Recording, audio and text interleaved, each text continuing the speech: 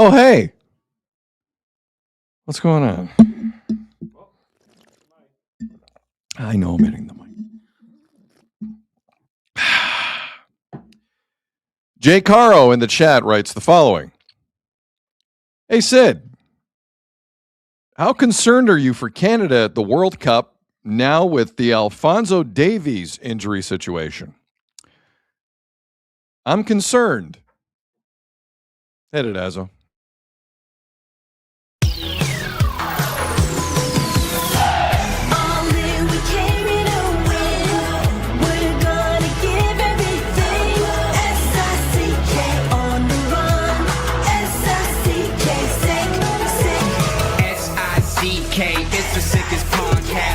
For the audio, or you can even watch back, giving players all the props or put them on blast. We don't give no hot takes, only talk facts. We're giving all our devotion, riding high on this wave of emotion, going all out, yeah, cause this is our time.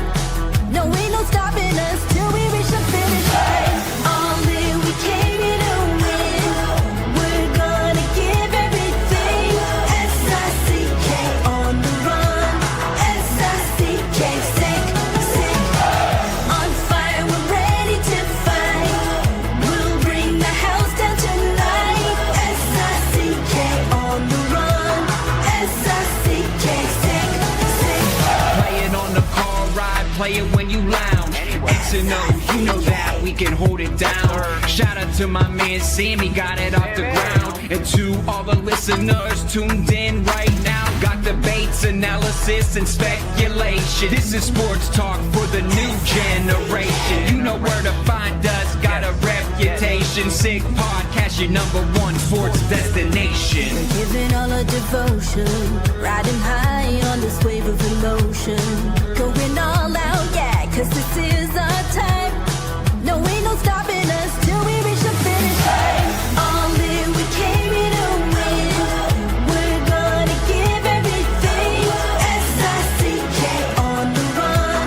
S-I-C-K, sick, sick. On fire, we're ready to fight. We'll bring the house down tonight. S-I-C-K on the run. S-I-C-K, sick, sick. S-I-C-K is the sickest podcast. Tune in for the audio, or you can even watch back, giving players all the props or put them on blast. We don't give no hot takes, only talk back. S-I-C-K, S-I-C-K, S-I-C-K, S-I-C-K, S-I-C-K, S-I-C-K, S-I-C-K, S-I-C-K, S-I-C-K, S-I-C-K. All in, we came here to win. We're gonna give everything. S-I-C-K on the run. S-I-C-K, sick, sick. You are now listening to The Sid Seixeiro Show. Powered by Sick Media, the sickest Toronto sports show. Now, here's your host, Sid. Jesus Christ. What's up? It's Sid. It is Friday. What is this? May 8th. The 8th, come on. Sid Seixeiro Show, powered by Sick Media. I'm Sid. We are live on YouTube. We are live on X. We are live on the Book of Faces, Facebook. And to everyone listening on the audio pods, going about your day, walking your dog, driving around, appreciate you. Exercising, appreciate you. If I motivate you to exercise, God bless you. First time for everything. First thing, I just want to thank everyone out there. Azo and I had a pretty good week on this show. We did our normal shows at noon Eastern, 9 a.m. Pacific, which we do every day, which not a ton of shows do every day. We do every day.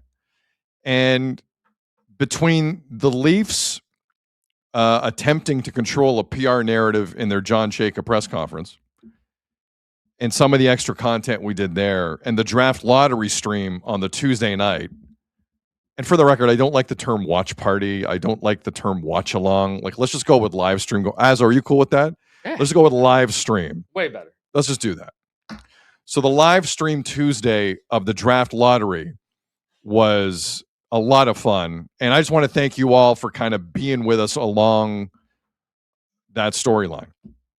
Leafs were interesting this week. And the support was kind. So to all of you, thank you very much. All I can say is there was a lot more where that came from. A lot.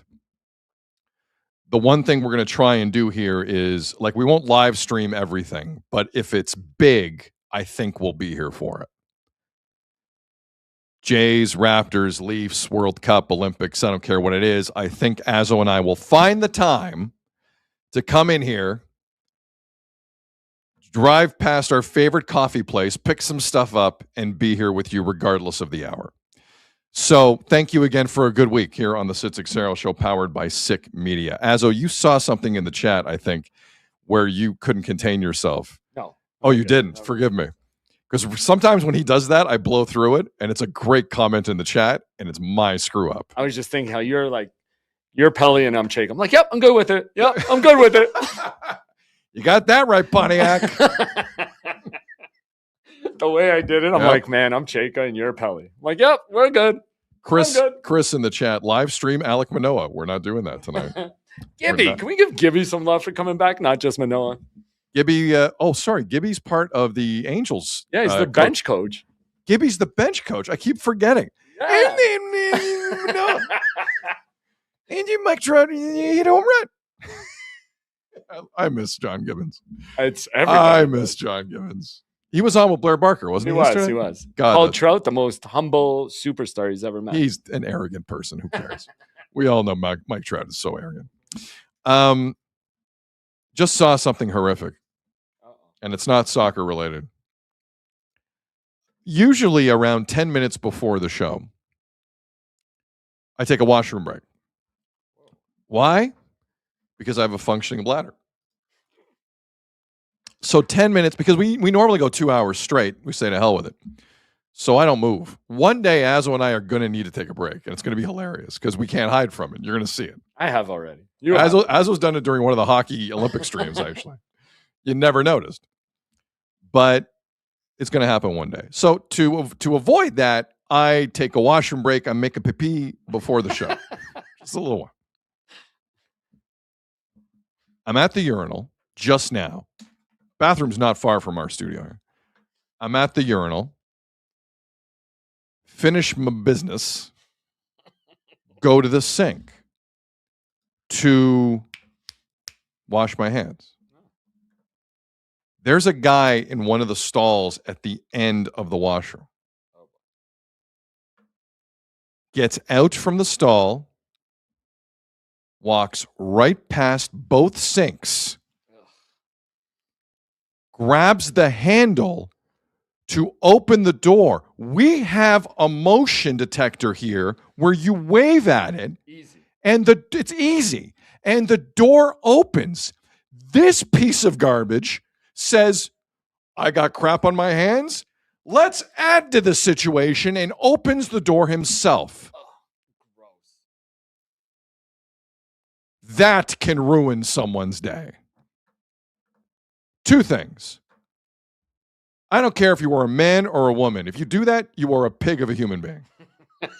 Pig of a human being. The truth. You are eternally 7 years old or younger. No maturity, an idiot of the highest order. Secondly, this is the type of environment where the hantavirus thrives. Right? Tell them. I can't believe I just saw that.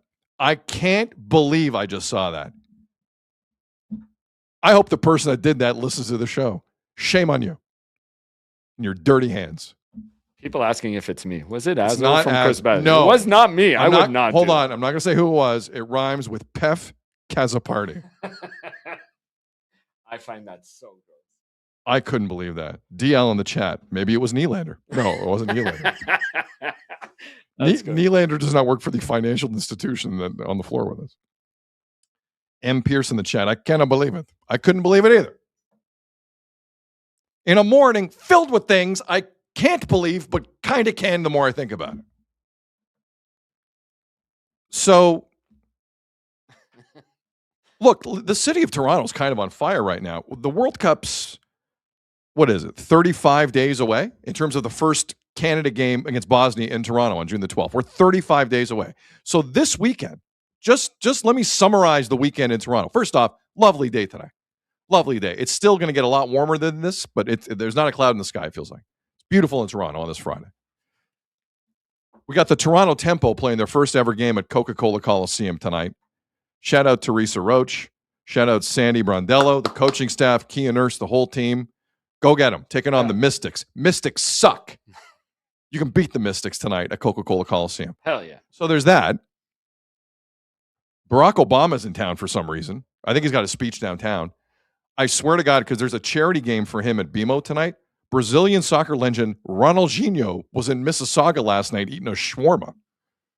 There's wild video of Ronaldinho, the wizard Ronaldinho, former Ballon d'Or winner, former Champions League winner, former World Cup winner with Brazil in Mississauga.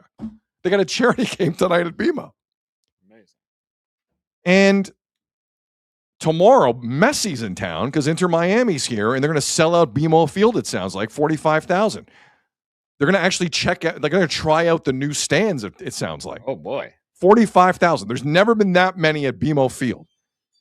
They come for Messi, they stay for Josh Sargent. If he plays. I don't know if he's going to play. He's been hurt. And on top of that, they're shutting down the Garden or the Don Valley Parkway this weekend. The DVP's closed this weekend in Toronto, a major throughway. And I got to see nothing but press conferences the last 2 days telling me how the transit system in Toronto and security is ready for the World Cup. Guess what? They're not. They are lying to you. If someone sneezes in a subway in the city, they shut it down. They're not ready for anything. My ass, they're ready. Part of the subway shut down, too, this week. And they're shutting down the subway, too? Part of it. There's a part of it. So Line 2. They had a press conference that says, we're ready. Is the subway running this weekend? No. It's a busy-ass weekend downtown. It is. And the Jays are in taking on Alec Manoah. There's a kind of a big marathon on Sunday, I believe. Is there a marathon, too? Oh, my God. Where they're shutting down streets in Toronto for this big marathon. One of the 17 marathons in Toronto throughout the calendar year. No, there's a big one, though. Which one is this? Is this the one where they run on the Gardner in the DVP? No, I don't think it's that's kind of cool. That one I like. That one I think is kind of a cool experience. That'll be during the World Cup. Watch. Yeah, watch us during the World Cup. So, like, Toronto's, like, upside down in terms of excitement and kind of anxiety and events. Like, it's already happening. The World Cup is 35 days away in this city. It starts in 34 days in Mexico, but it's 35 days away here in Toronto. And listen, considering all the chaos around the tournament, all the uncertainty of will the stands work and things like that at BMO Field, it's still going to be a hell of an event. Fingers crossed. For better or worse, it's going to be a hell of an event. I hope those stands can take German and Croatian supporters. I really do. Messi. And Messi fans. Inter Miami fans aren't that noisy. The other nations, a little noisier. So there's a lot going on in Toronto. And at its core, you know, if you're the true soccer fan, you're still kind of thinking about, okay, Canada, Bosnia, how's that going to work? Canada, Qatar in Vancouver, how's that going to work in the tournament? Canada, Switzerland, I know how that's going to work. We're losing, and it's fine. Switzerland's a great team. But the other two games are like kind of up in the air. And the one thing, if you've listened to this show, and you've heard me say a couple times, is that you cannot go into these tournaments injured. You cannot. It is a bad, bad omen. Players who don't play going into tournaments look like they haven't played in a while because they haven't. Now, a few days ago, it appeared a ray of light. Champions League semifinal in Munich, out comes Alphonso Davies, Canada's captain, a player who has not played 90 minutes in a game since January 31st. because of hamstring issues. Out comes Alphonso Davies as a sub during the PSG Bayern Munich semifinal second leg. 22 minutes to go, he comes out. 68th minute. Davies looked really good. Assisted on Harry Kane's goal. Bayern really should have scored another goal. Like, I watched a bit of that game back. They were better than I thought they were. But Olise and Luis Diaz were not, so that kind of skunked them. But I digress. Alphonso Davies, Canada's captain, the young man, 25 years of age, who will walk out in theory wearing the captain's armband against Bosnia on June the 12th, comes out as a sub. And he looks good. Bayern didn't advance against PSG. PSG is probably going to win the whole thing. Sorry, Arsenal. But still a good moment for Canada soccer. Solid moment. Then we wake up today. And Bayern Munich has some news. Bayern Munich announces the hamstring injury has been re-aggravated and Davies is out 4 to 5 weeks. Now, I remind you, the World Cup for Canada is a little over 4 weeks away. Hamstrings are tricky. He has basically re-aggravated this twice now, which isn't good, which normally means, you're going to be out for a while. So with all of this excitement surrounding the World Cup, I think the issue of how is Canada going to fare on the men's side in this World Cup has kind of been put to the side for now. This is the moment where it's back front and center. And we got to talk about this. And we got to talk about Canada's realistic expectations going into this tournament. Because the one thing that could happen, I'm not saying it will, the one thing that could happen is Canada goes 0 for 3 again in the World Cup. We've done that twice.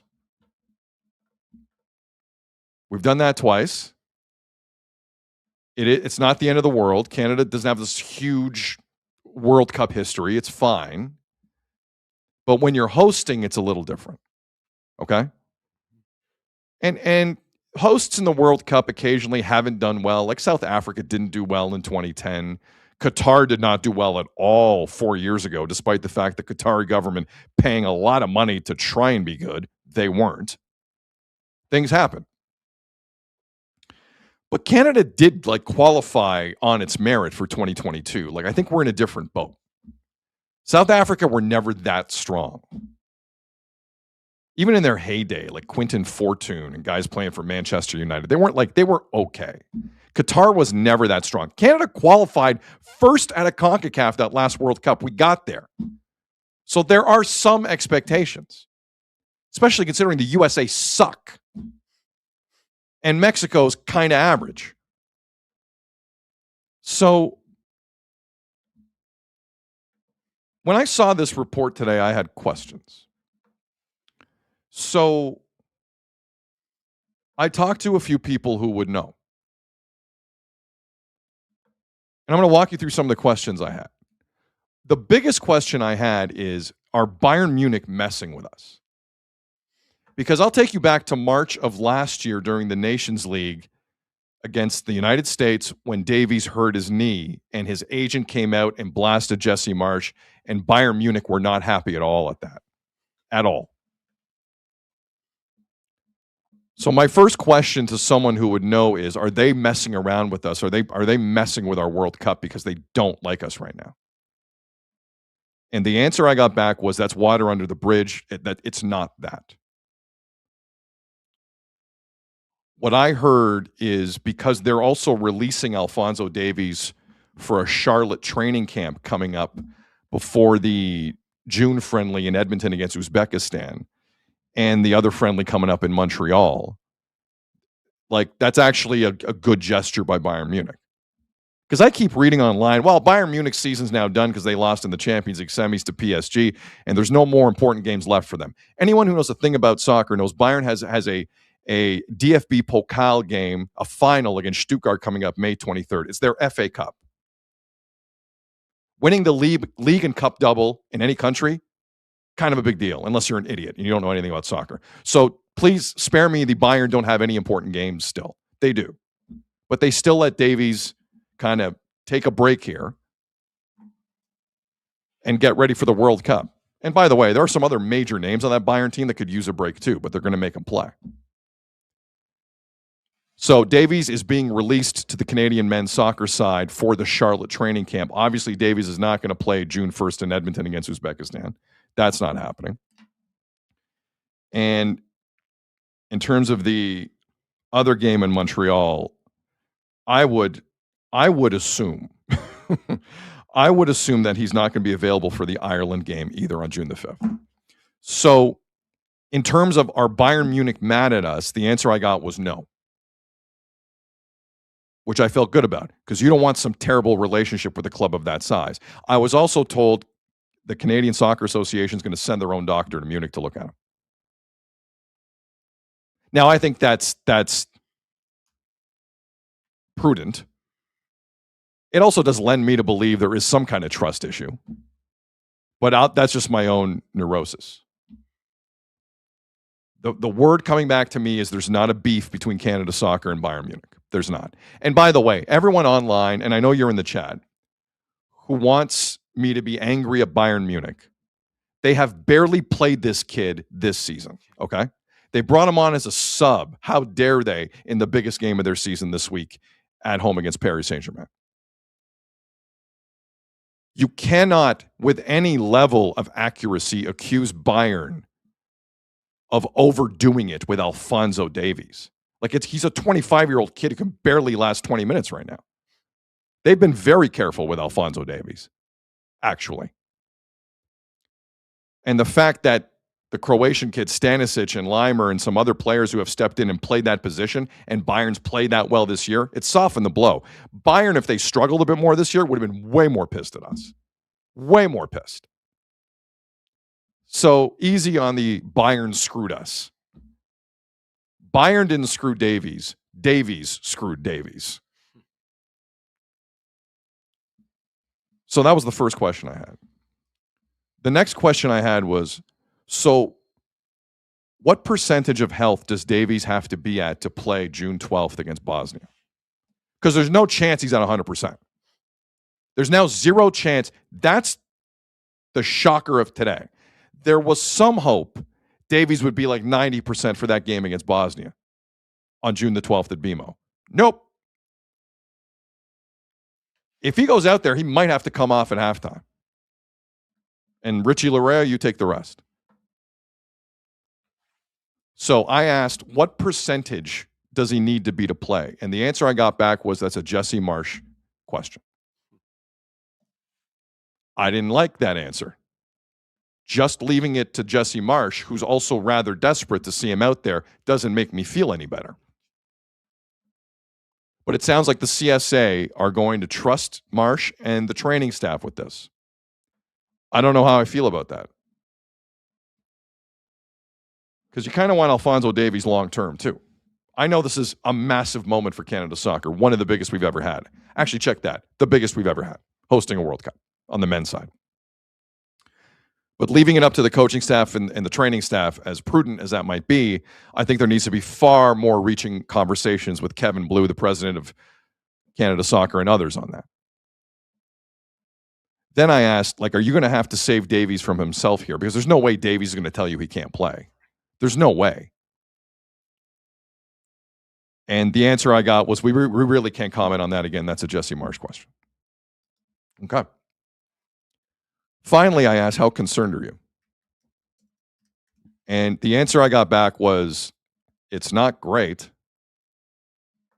but Canada Soccer are apparently trying to take a glass half full approach with this. They are happy that Bayern Munich are releasing him for the Charlotte camp coming up and then to be with the team in early June. Because a team like Bayern, I'm going to tell you how this normally works. They believe they have the best doctors in the world, and in some cases, they might. They might. Real Madrid, Barca, Man City, Liverpool, Bayern, PSG, Inter Milan, top-level people there. That's private sector doctors there, all right? Different game. And a lot of these clubs believe their people are to be trusted the most. And again, it is a good sign that Canadian soccer doctors are walking in there. I maybe I'm just being a D-bag about it, but I to be a fly on the wall when the Bayern doctors see the CSA guy walk through the door. I don't know how much respect is there, but sure. So in summary, there is no issue with Bayern Munich. And the Canadian medical staff is going to be a part of this. But there is concern. There is concern. They're trying to stay positive,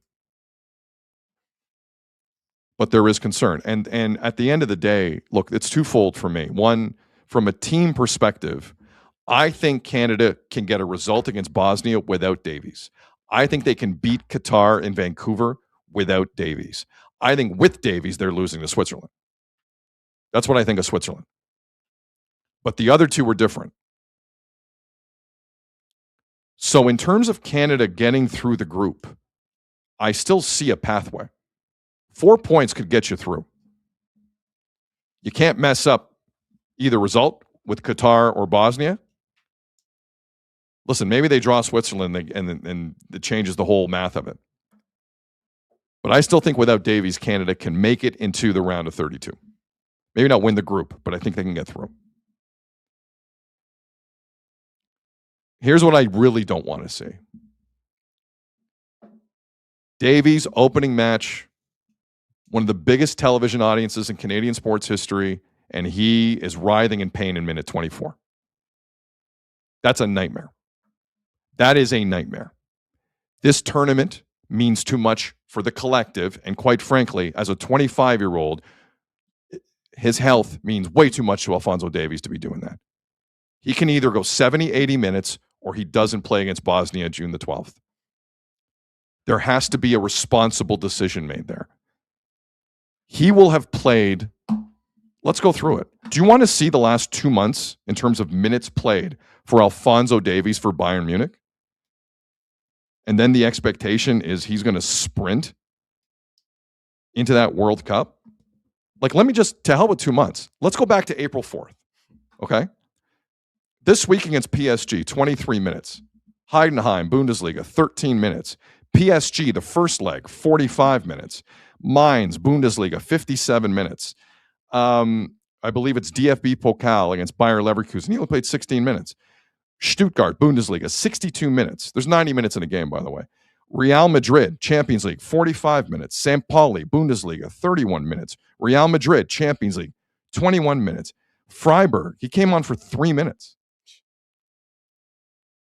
He's barely played. Canada soccer, I understand the pressure involved. I understand the pressure they're going to face from sponsors, fans, TSN, and Davies himself, chief among them. No one's going to put more pressure on the CSA to play than Alphonso Davies. Jesse Marsh might be right there. Right there. Someone in the organization has to be the bad person here and make a call late if it's warranted. Doesn't mean you can't play against Qatar. Doesn't mean you can't play against Switzerland. But the rush on I think June 12th is off the table. I don't think you play the kid. That is wildly cutting it close on a chronic hamstring injury. Now, have I seen this before a million times in soccer? People rushing back for a variety of countries? Of course. This is a tale as old as time.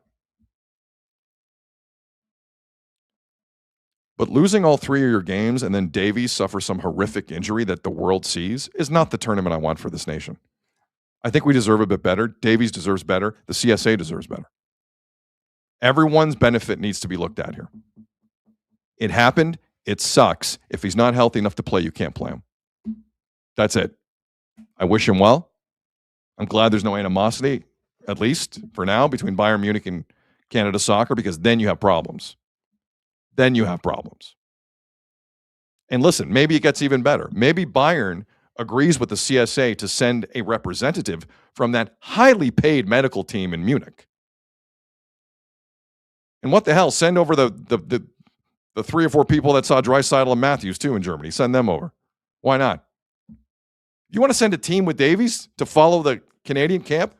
Go ahead.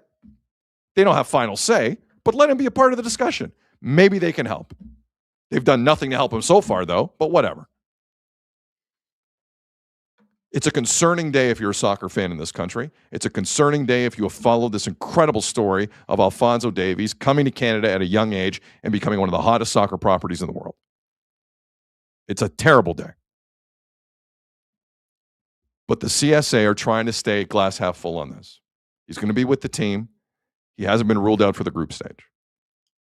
So there's that. But I at times am a glass half empty guy.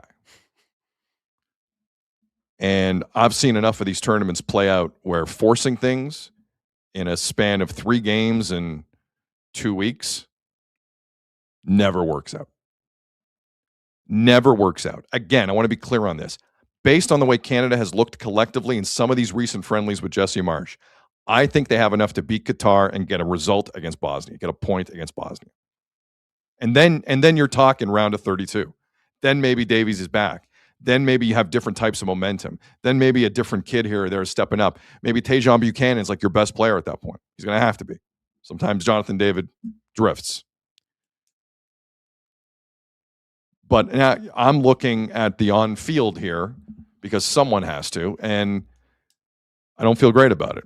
So let the politicians talk about how great the security is going to be and how Toronto, who has notoriously had the worst transit in the world, now claims to have great transit and all the things around it. People in Liberty Village who are actually leaving Liberty Village this weekend so they don't have to be around BMO in that circus. The city of Toronto can talk about all that. The soccer fans who know on the field, there's some pitfalls as well. Because the Davies suffer some catastrophic injury rushing back in Canada, losing 3 straight games. Bad scene.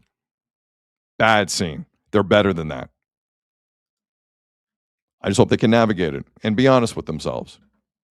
Because then you'll get somewhere and play healthy players. Because last time I checked, that's important. I'm sorry. Playing healthy players matters. Give it a shot. Save Davies for Qatar. Save Davies for Switzerland. Give him some time. But, I mean, look, the 2022 World Cup, I don't know if you all remember, same thing with Davies. Was he okay? Was Davies all right? I remember a sit-down James Duthie had with him in Qatar. It's one of the first questions he was asked was, are you okay? He's like, yeah, I'm all right.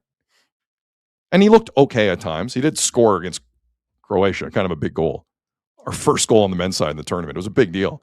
But also, like, John Herdman couldn't use him in the right positions. And I don't know. Maybe we didn't have enough drones in the air to figure that one out with John Herdman. But I'm not throwing in the towel on anything with Canada with this. What I don't want to see is it forced with Davies when he's not able to play. I don't want to see that for him or the program. Don't want to see it. World Cup 35 days away, folks. Let's go. Allez le Rouge. Jeff has a party. Good afternoon. I'm talking my way into positivity on this story. All right. Because I think there's a way it's The still lights are off doable. today. They're weird. What do you mean? My shot's very dark.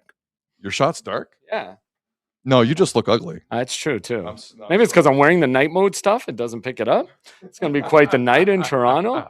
Somebody said I was wrong about the marathon, but I wasn't. It was 2026 Sporting Life 10K this Sunday. Is that what Starts it at is? 7:30 a.m. Okay. Expectation is 24,000 participants. That's a lot, man. That's a lot. From Yonge Street and Wow. Glengrove to Front Street and Cherry. Wow. Anyway, so And that's just something else. If you're ducking downtown Toronto this weekend, unless you're going to the Tempo tonight or TFC tomorrow, that's a different story. Yeah. Or seeing the Ronaldinho game tonight, which is right next to the Tempo game at BMO. That area, Liberty Village is going to be wild this weekend. Just wild. All right, Azo, how worried are you at this Alphonso Davies story? Well, I have like so many questions for you because I think obviously there's concern, but like you said, we've been here before. And by my count, he hasn't played for them or like been a part of any of those open practice windows for over a year with Canada anyway. Correct. Like, I think I read 14 months has it been since he's actually been a part of anything with Well, Team I mean, he Canada? hasn't played since that March 23rd game. Right. Yeah, March 23rd game. So how And- much, like, how do they look without him? How much do you have to rush him? Because I think it was Michael in the chat says, if you do sit him, keep in mind, Michael W says in the chat, keep in mind, if you don't play Davies in game 1, you give him an extra week of rest and recovery until the next game. Good point on the schedule. I'd forgotten there was a full week, Mike. That's even more reason to sit him. I'm sorry. Even Like, though it's the first game, he can be there. But the first game's going to mess. See, I know. here's my concern. And it's the only one in Toronto. too. It's the only one in Toronto. The first game's going to mess. By the way, that Toronto scene. Yeah. There apparently FIFA announced today there's going to be 3 opening ceremonies in both Mexico, the States, and Canada. What? Oops. Sorry. Oh, lights going What down. Whoa, happened? What's going on? the lights just went out on Canada soccer this morning. What just happened? This is the best I've looked in years. It's going back up. There we go. There we go. There we go. What is happening today? So they're going to have 3 opening ceremonies: Mexico, United States, and Canada. We know who's going to be performing in Toronto on that day, and it's going to be Alessia Cara, Alanis Morissette, and Michael Bublé. Oh wow! I think I saw Katy Perry. I forget what other artists I saw for the States because the USA played later that night at SoFi Stadium on the Friday. But Flippin' A in the chat, part of the emergency broadcast system is our lights going down. No, but as part of where he fits in with Canada, like how have they looked? To your point, Herdman could never figure out the proper positions, play him, and where to go. So how do they look without him? That's a good question. So Jesse Marsh has consistently made him the left back. Okay. I have always disagreed with that. I think he's the most talented Canadian player of all time. You have to play him up top with Jonathan David. I think so too. They've never wanted to do that. I don't know why. Richie Larea is more than capable. Should he not get thrown out of games, Richie? Because he's always yapping the entire game. As long as Richie Larea is playing and not gets red carded, I always was of the opinion Davies should be playing up front. He's an insanely creative player. And quite frankly, Jonathan David needs help sometimes. But they don't do that. So Jesse March has played Davies at left back. With Davies hurt, it's been Richie Larea's spot. And Richie Larea, there have been moments where, listen, for TFC most of the year, I bang away at TFC. Richie's been the best player. Like, Larea has been very good for Toronto FC. And I think with Larea as a left back, I think Canada's okay. I think they're fine. It's not some ridiculous drop-off. Like, Alphonso Davies, God bless him, not the best defensive player I've ever seen in my life. That's why you keep him up front. And it's not like Richie Larea can't bomb down the wing a little bit. He can. So it depends on who that winger is. But I think Canada can compete without Davies for a few of those group games. All right. I believe so. And then the other question, I guess a lot of people are asking, like, let me find it right here for a sec. This injury is the left hamstring. Was he previously out with a right hamstring injury? Is this a new injury? Is it the same one? That's the other question a lot of people have. Let me look that up quickly because it is absolutely vital that we know the answer to that. Like, here's the thing, right? First of all, I've changed my hat to see if the lighting helps any. Not at all. No, it's your face. Does not. Yeah, it the does. hat's going to help. Maybe. It does say night mode. People are paying now because it says night mode. Your hat, Kojut says, Azu, your hat literally says night mode, so the lights aren't coming on. I thought maybe it would work. No, Kojut has a point. No. I mean, it is weird. Your camera does this from time to time. Yeah, it's weird. It just fades, and I can't, like, everything's set at 100%, so I don't know what's going on. Maybe one of the bulbs is dying or something. We have been doing this for a few months now. I'm pretty sure it's the same hamstring, guys, okay. Which isn't good. Well, and hamstrings are so tricky. That's the thing. Good, man. Like, if you over push a hamstring, you're just. Oh, hold on. Sorry, forgive me. There was a muscle fiber tear earlier this year with the right hamstring. So now, Jesus. Now they're looking at the left, and yeah. Who is the football player? Christian Watson from the Packers, where they had to send him to like a hamstring specialist to make sure he was sending like equal force to both hamstrings. Do you remember that story? I remember that story. Remember? I think it was Christian Watson in the Packers. But so that's where I'm like, it's not a crippling thing for Canada soccer in the first couple of games, but like if you're looking down the line and saying, can Canada win a group game or a round of 32 games? Should they get through? Absolutely not. I'm sorry. This team's not deep enough for that. Now, keep in mind, Canada's never won a game at this tournament. Yeah. Like, sorry, Fair. they've never drawn a game at this I was tournament. gonna. That's Canada have never drawn a game at the World Cup. Now, I'm giving them a ton of grace because for host nation, you never know. Maybe some juice goes through the team, and you find a different level of adrenaline. But like without Davies, you're not winning any knockout stage game. I'm sorry, I hate to break this to you. Okay. But I think they can get through the group without him. I do believe that. Okay, that's I fair. do believe that. Yeah, they're in a group. They can't. There's no real power. They can't take any other injuries though. Right. Like they really need Alistair Johnston back on the other side. They need to get healthy in the center of defense. They need to figure some things out. So the good thing is, here's the good thing. They've been playing without Davies for a while. Right. That's what I was trying to say. Yeah. Since March of last year. So they are familiar with it. And who are the guys stepping up here? You said Larea. He's one of them. Richie right? Larea has been huge. Or Larea, sorry. Richie Larea has been huge. They still have not found consistent goal scoring from anywhere. I've been really disappointed with Jonathan David in open play. Very, very disappointed. Tejan Buchanan, you're going to have to lean on him. The problem is his back end of this year at Villarreal in Spain has not been good. Wasn't he dealing with an injury too? They've all been dealing with injuries. Yeah, that's fair. Let's be honest with you. Yeah. So, like, Eustachio had to leave Porto because he wasn't playing there. Now he's with LAFC. Now, God bless LAFC, but you're playing better soccer in Europe than in the MLS. No kidding. It's just everyone seems down a peg, either injury-wise or the amount of starts you've gotten. And it makes me a little nervous. Yeah. I'll be very honest with you. Makes me a little nervous. But we'll see where this goes. It's just not a good day. Like I just there's no one. If you're hearing anyone paint this as it'll be fine, they do not know anything about soccer. Like anything. No, do not trust a word from anyone saying that in this country. Don't do it. Even Canada Soccer's statement they put out. Let me read this to you. Okay. You got it there? The Canada men's national team official Twitter account. We're behind you, Captain. We are in close contact with Alphonso and remain in touch with Bayern's medical team following his recent setback. Our focus is on supporting his recovery and providing every available resource, including specialized soft tissue expertise, to give him the best possible pathway back to full fitness ahead of the FIFA World Cup. That's the statement from Canada Soccer.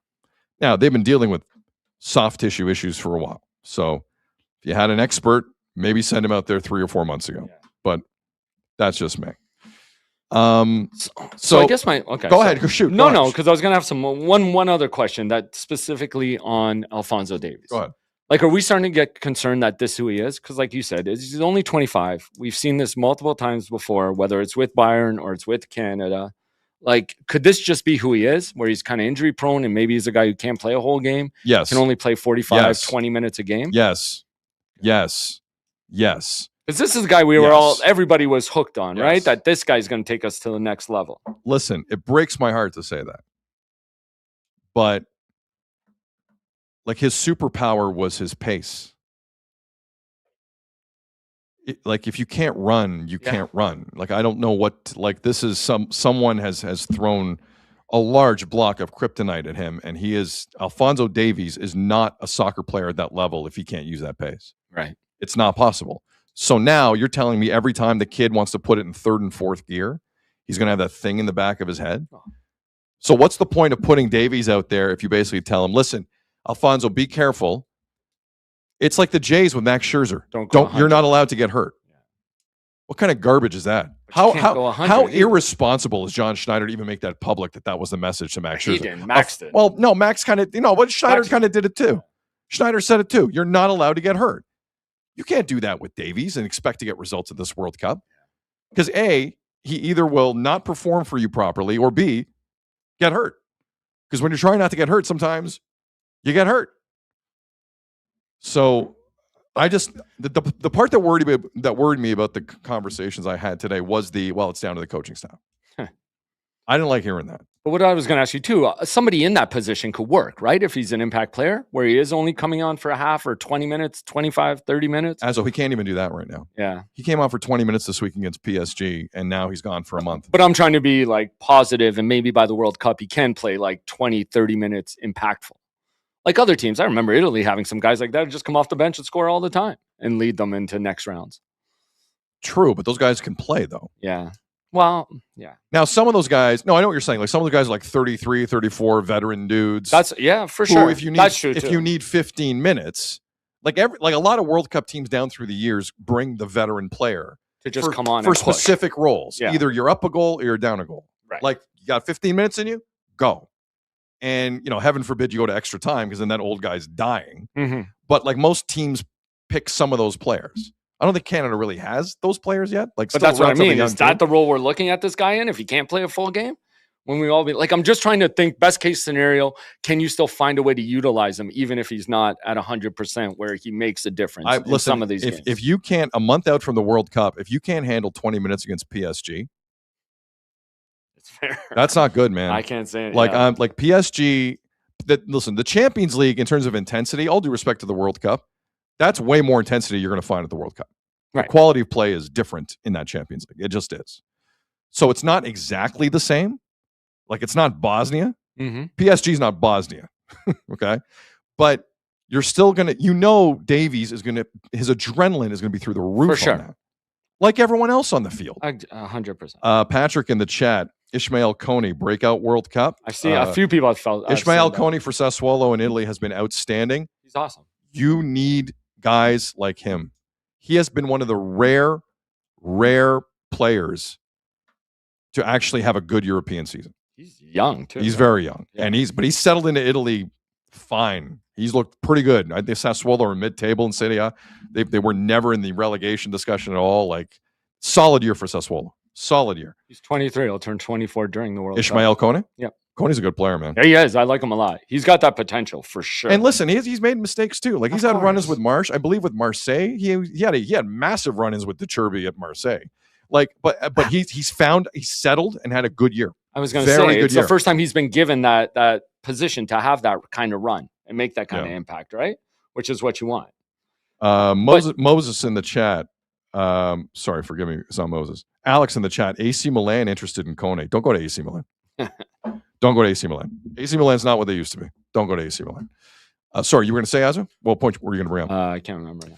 Well, let's go through a few more chats here. Jonathan David is no Inzaghi, according to Dark Angel in the chat. He's just such a frustrating player because you think he has the talent and you want to see it, but we haven't seen it yet. Especially on the national stage. Also, another one from Dark Angel. Azo, no being positive on the show. Positive is boring. Okay. Well, here's one from KP. Hey, Sid, did you lose weight? Yes. Thank you. Thank you for noticing. Appreciate it. I got help from the Bayern medical team on it. A lot of fun. No. But like you said, Bayern's supposed to have one of the elite. All those clubs, to your point, are supposed to have elite medical staff. But that's like, let's stay there for a second. Bayern are a top-level world soccer training staff. Yes. Well, there's a lot of money on that field. But there's a lot of money in the training staff. Yeah. Listen, all the competition you see for players and coaches in Europe, that extends to assistant coaches, set piece coaches, administrators, training staff, doctors, you name it. Oh, of course. You name it. The best of the best are at these clubs. That's what my point was. You have so much money on the field, you have to pay for a good medical staff to keep them on the field. And the best of the best at Bayern Munich can't figure this out. Who have been a powerhouse forever. They can't figure it out. Yeah. That's not good for Davies. So what I said, where's that Christian Watson doctor on the hamstrings? Who's Christian Watson again? The receiver for the Packers. Oh, Christian Watson. Sorry. You right? keep going back to the Packers thing. Yeah, well, he had problems with his hamstrings, and it seems like they sent him to this doctor last year, and they figured it out. Well, do me a favor. Find the contact of the doctor. Send it to the CSA. I'll give it to you to send to your boys there. Yeah. Because my worry is if Bayern Munich can't figure this out, I guarantee you the Columbus Crew staff won't be able to. Like wherever he goes next, some like if he goes to Brentford in England, they're not going to do it either. No, and to your point, if it's up to the discretion of Jesse Marsch, who's trying to make an impact in this World Cup, what do you think is going to happen? He's going to push him. I'm really scared about that. So what would you rather have? Would you rather have him start the game or come off the bench? Because I feel like coming off the bench would be better for him. If Jonathan David says to Jesse Marsch, "I'm good enough to start," and if I'm Jesse Marsch, I go, look, call me crazy, but we have ambitions this tournament. I kind of need you healthy 3 weeks from now. Yeah. So how about this? I promise you will get in the game against Bosnia, but you're not going to start. Right. You have a chance to warm up. Yes. The adrenaline could come down a bit. Like, I know people are going to go nuts when you check in, but like, let the adrenaline come in. You can warm your body up and kind of go in. That's how I'd look at it. I'd rather see him later in the game than earlier. But to the point in the chat, like if you have a whole other week, again with a hamstring though, they're so tricky. I don't know how you can tell if a week's going to help you. Listen, that much. You want my real opinion? It doesn't matter what they do. He's screwed. Yeah, I agree. He's That's screwed. fair too. If you're expecting a full-fledged Davies for this World Cup, that left like a fart in the wind today. That is not coming back. Mm-hmm. Jeff in the chat, Davies aged by 4 years in football with his injuries. Davies is injury prone. It just correct. It does suck, man. Because again, we've been hearing about having this kid healthy for so long now, and hopes of, like you said, winning a first World Cup game. Like there were so many hopes on that in the last World Cup where they actually qualified, and now you're at home, and this is just They qualified with room to spare. Yes, I know. Canada qualified for 2022 with room to spare. They're diving into the snow. Yeah, they're doing things their way. Dale in the chat, how are we doing, guys? Not good. Yeah, not good. Well, considering I look like Trump, I'm like orange on my screen. Let me see. I don't even want to think. So weird. I think it's the best you've looked in a long time. Thanks, man. Personally, now we can just knock out the other lamps, the other light bulbs, and we'll be fine. But yeah, I mean, as a focus, I look great today. You do. You actually do. That's a more important thing. You're right.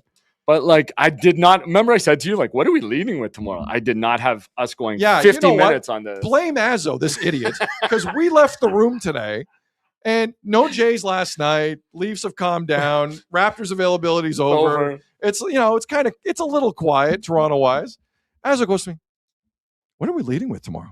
And I said that, saying, I hope a bombshell comes. We're leading with the death of Alphonso Davies' hamstring is what we're leading with.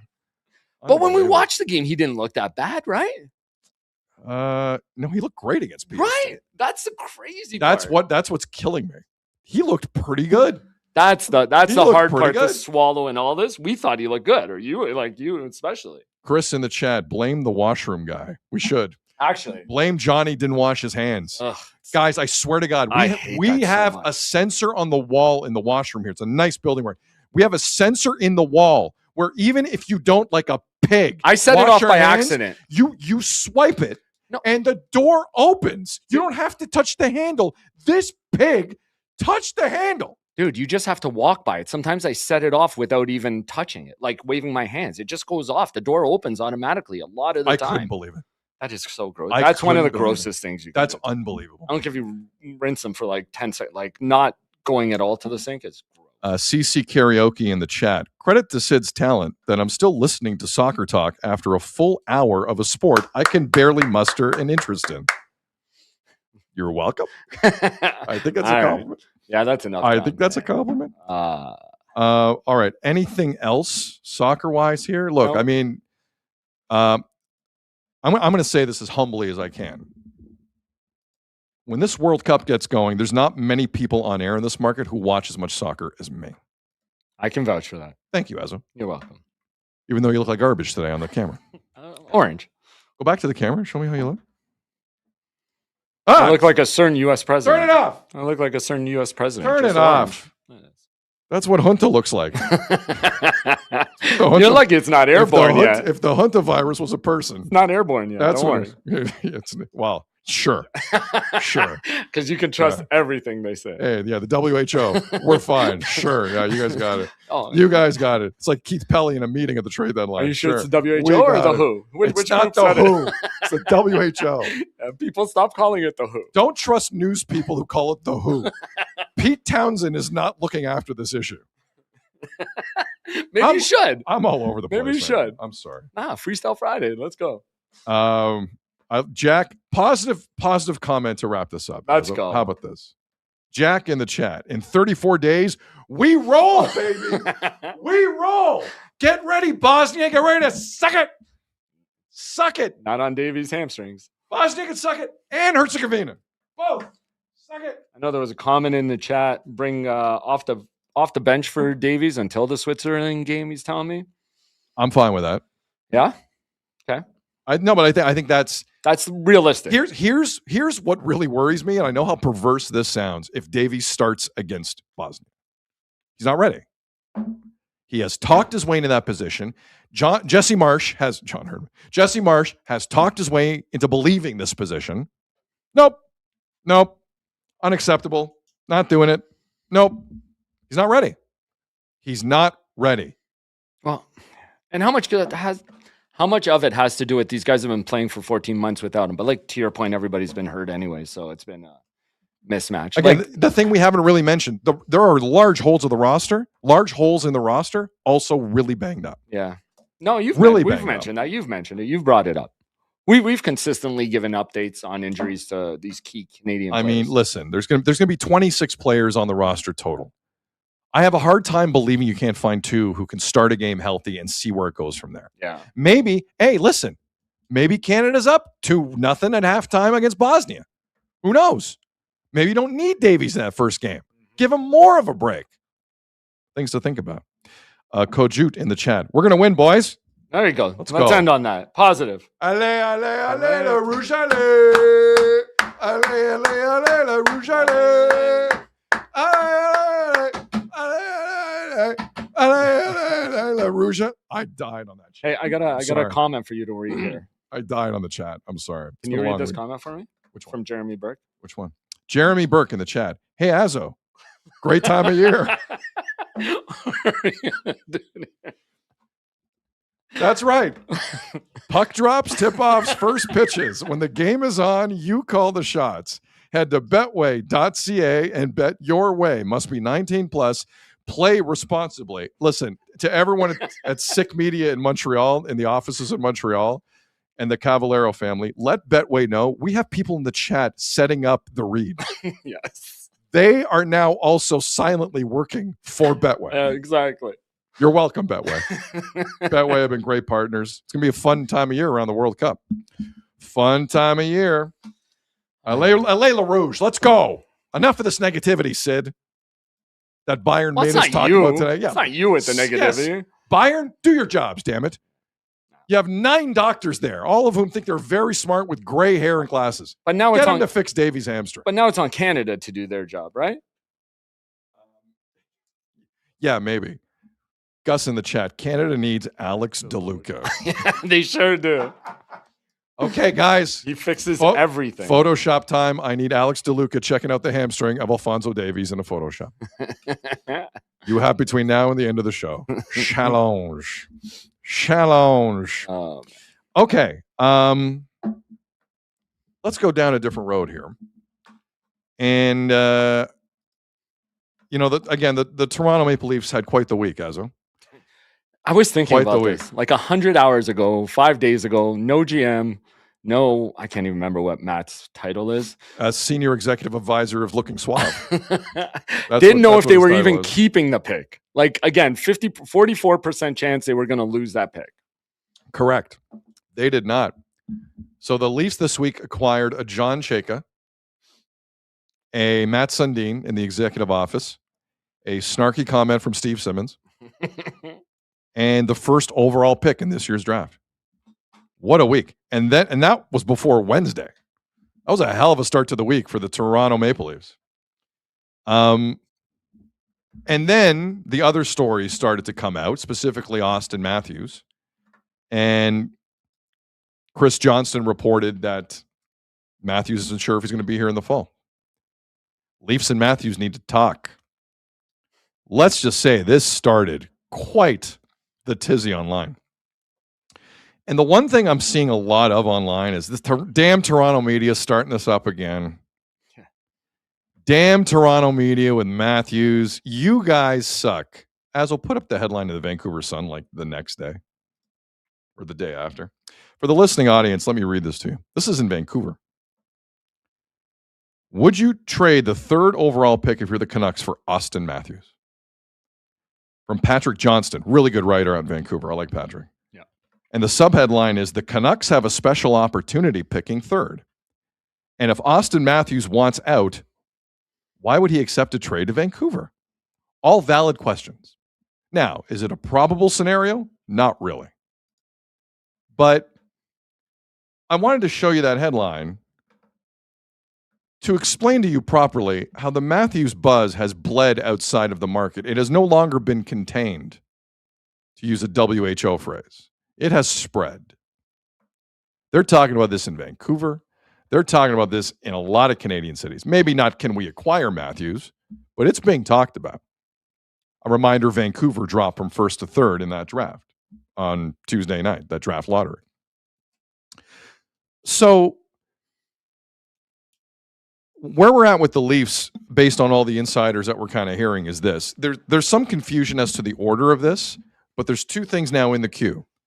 Chayka and Sundin talk to Matthews. Chayka, Sundin talk to Berube. Because right now we don't have clarity on either.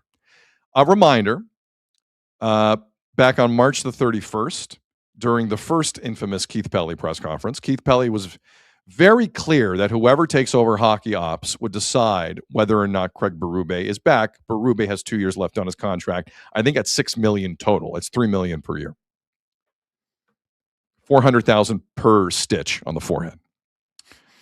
And so there's like some people believe that the Matthews meeting is going to happen first. I thought Pierre LeBrun kind of insinuated that on Overdrive yesterday.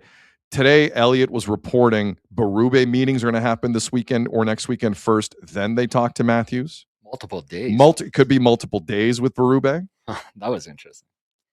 By the way, was the Brad Treliving Sheldon Keefe thing also not multiple days when Treliving got hired? Do you guys remember that? There was like multiple. It was like an interrogation. And at the end of the day, Treliving says, I'll just keep Sheldon Keefe. That worked out. So apparently there's going to be like, I don't know the order. What would you do it in? I think you have to talk to Matthews first. Do you not? I agree. Matthews dictates the whole thing. The whole thing. Whether you like that or not, that's the truth. In what world are you like, okay, we'll hold off and talk. Maybe Austin can't talk right away. He's got nothing else going on. If he's your main guy, for sure. He's your main guy, do it. And you're thinking you're retooling, it has to be on Matthews. And then CJ and Friedge are reporting similar things on Matthews' timeline, which is he wants to wait till July to figure it out. You don't let him wait till July. Hell no. You crazy?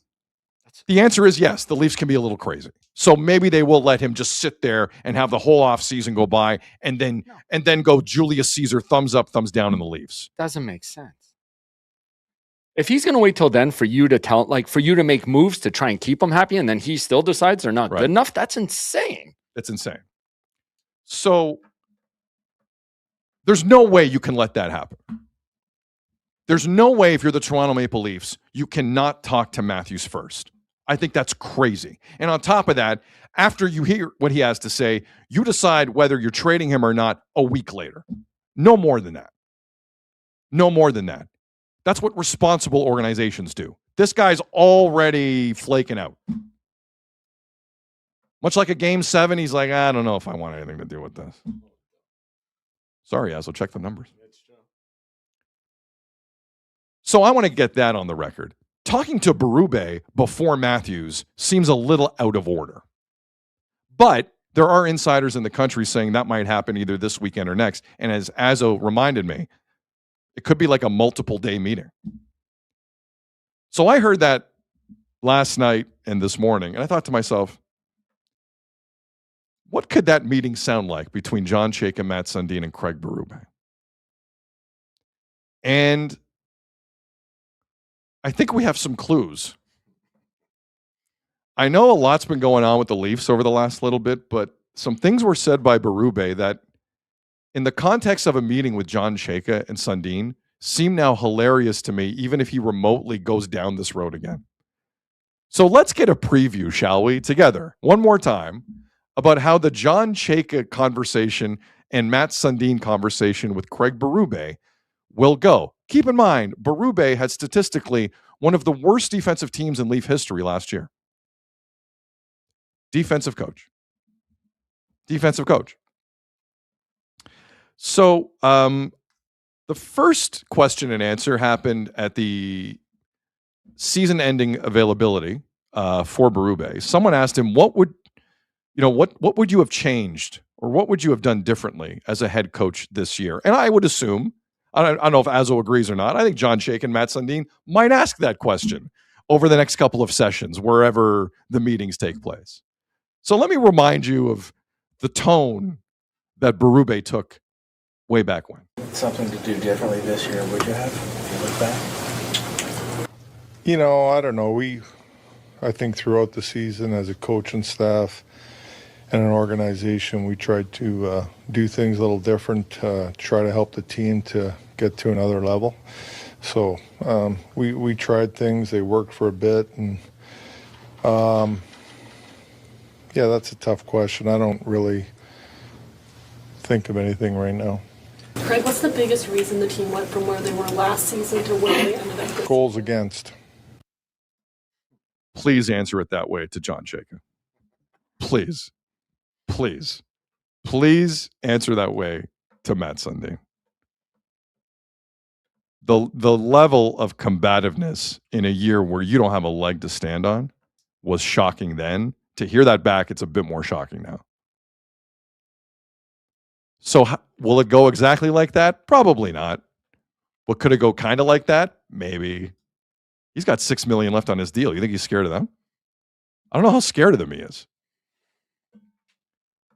So let's say John Chayka says to Craig Berube, Craig, like, you would get emails of some analytics every day, right? Like, you would get things ahead of matchups and specific games. Like you would read the analytic emails, right?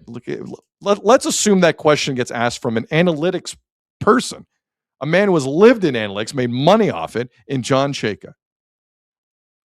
Berube may answer it this way. How much contact do you have with Gerald Metcalf and the research department? How much you might lean on them during the course of the season, what they provide? I do, yeah. We get reports every day. Well, not every day, but every game day on different things. Our team, the other team, we're in pretty good contact with them throughout the season.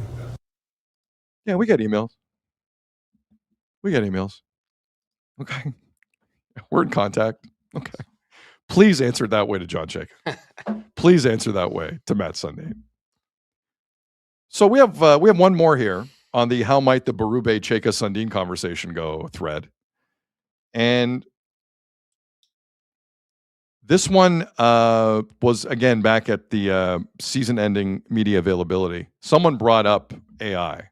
Because AI, no one mentioned AI in this week's press conference, but back then, Leafs and AI were all the rage.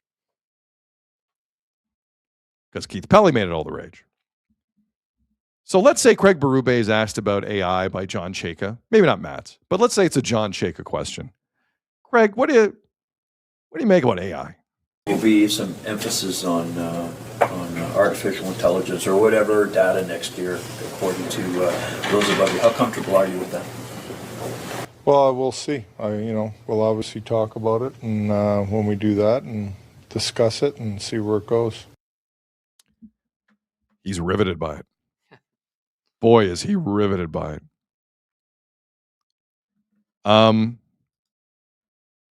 Here's how I think this is going to go between Craig Berube, John Chayka, and Matt Sundin. It's going to go something like that. Because Craig Berube, I will remind you, has more Stanley Cup rings than the other people in the room.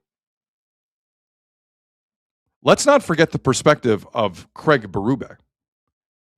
Like this year, the Buffalo Sabres, who I still think are going to lose to Montreal, the Buffalo Sabres are being hailed as this wrecking crew since firing their GM on December the 15th. And now they could be on their way to a cup, it looks like. Craig Berube knows about that life. He took over a last-place team at the end of 2018 and won a cup. Craig Berube has $6 million left on his deal and has a cup ring. What the hell do you have, John Chayka? Mats, I love you. Show me your cup ring. I see the Olympic gold medal. It's pretty cool. Where's the cup ring? Where's that? I think if I would pay a decent amount of money to eavesdrop on that conversation, because there's an element of Berube, I believe, that he wants to stay. There is an element of Craig Berube that wants to continue to see this out. I think there's another element of Craig Berube, to no one's surprise, who believes he's very accomplished in this league, and to a certain extent, he is. He has financial safety with MLSE, and he believes, for all the crying he did for Brad Treliving on the way out, he thinks Treliving screwed him with the roster construction. That's also going to be his argument. This is going to be fascinating. But never mind the defensive stats, never mind the lack of accountability, never mind the fact Austin Matthews' numbers have cratered with him. Craig Berube is not the guy to handle a first overall pick on the roster. Nope. Can't do it. Now, would I be shocked if he stayed? No, because that's the Leafs. Here's the right thing to do. Here's the Leafs. They're usually not mutually exclusive. But there's an element of me that thinks if people think it's going to be a groveling session with Berube, I think you're in for a surprise. I think Craig Berube, A, firmly believes in himself, and B, believes he was wrongly done by this roster. He's going to dare them to fire him. This could be interesting. Azo, I haven't heard some of those clips in a long time. And full disclosure, I needed Azo's help. So I got one more for you. Go ahead. Huh? I got one more clip for you. Yeah. Because they asked him before the very last game of the season in Ottawa on April 14th. And they asked him again. Sorry, this was the morning skate? The morning skate. Okay. Like, when you look back at the season, he was like, of course it wasn't a good season. They asked him, well, what went wrong? Here was his answer. And for me, it's like, yeah, it's a disappointing season, definitely. And but again, that's for me to internalize and go through and things like that. I'm not going to express all my opinions to everybody. I'm going to keep that inside. He thinks he just has to work it out. Like, well, clearly that's going to be an interesting conversation. Yeah. And I don't know if everyone's picked up on it. The finger pointing behind the scenes is going to be disgusting, to the point where if everyone comes back, there's going to be some hard feelings. For sure. Without a doubt. Things are going to get set. But I am on your last point that getting the number one pick overall might have changed everything, because he's not the guy to do it. He is not the guy. And I'm not convinced in all these reports coming out saying that they're going to keep him, because listening to Friedge today on 32 Thoughts saying that, you know what, the one thing is that they're treating him with they're showing Berube the respect he deserves behind the scenes when they're asking other people about him. Right. And to me, you can show him respect, but it still doesn't mean it's going to work out. Gus in the chat, the two of them know Berube is gone, just playing along. Guys, this is wasted time, though. Yeah. If you know he's gone, like, you need to go see Austin. Like, this is, if you're, I appreciate the sentiment. I disagree with it. They are, like, Sundin and Chayka do not know what's going on right now. There are so many things on their plate. They can barely keep their head above water. They do not have time to BS with anybody. They don't, except ownership. Ownership, anytime you want. But they don't have time for 2 days of meetings in the desert or wherever the hell Berube lives, because they have to figure the stuff out with Austin. They have scouting meetings. They need to get to World Championships, watch a Stenberg kid and anyone else who's there. They're busy.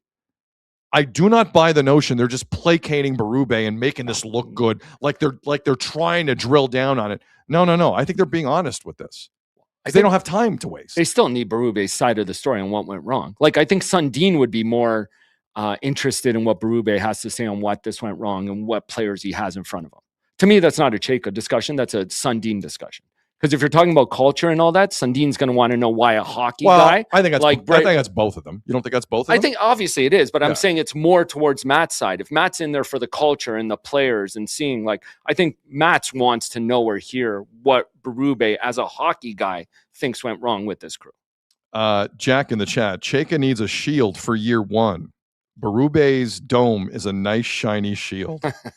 Look, that can't be the reason. Every GM does it. It's true. Azo, it's a valid. For the record, I'm with you.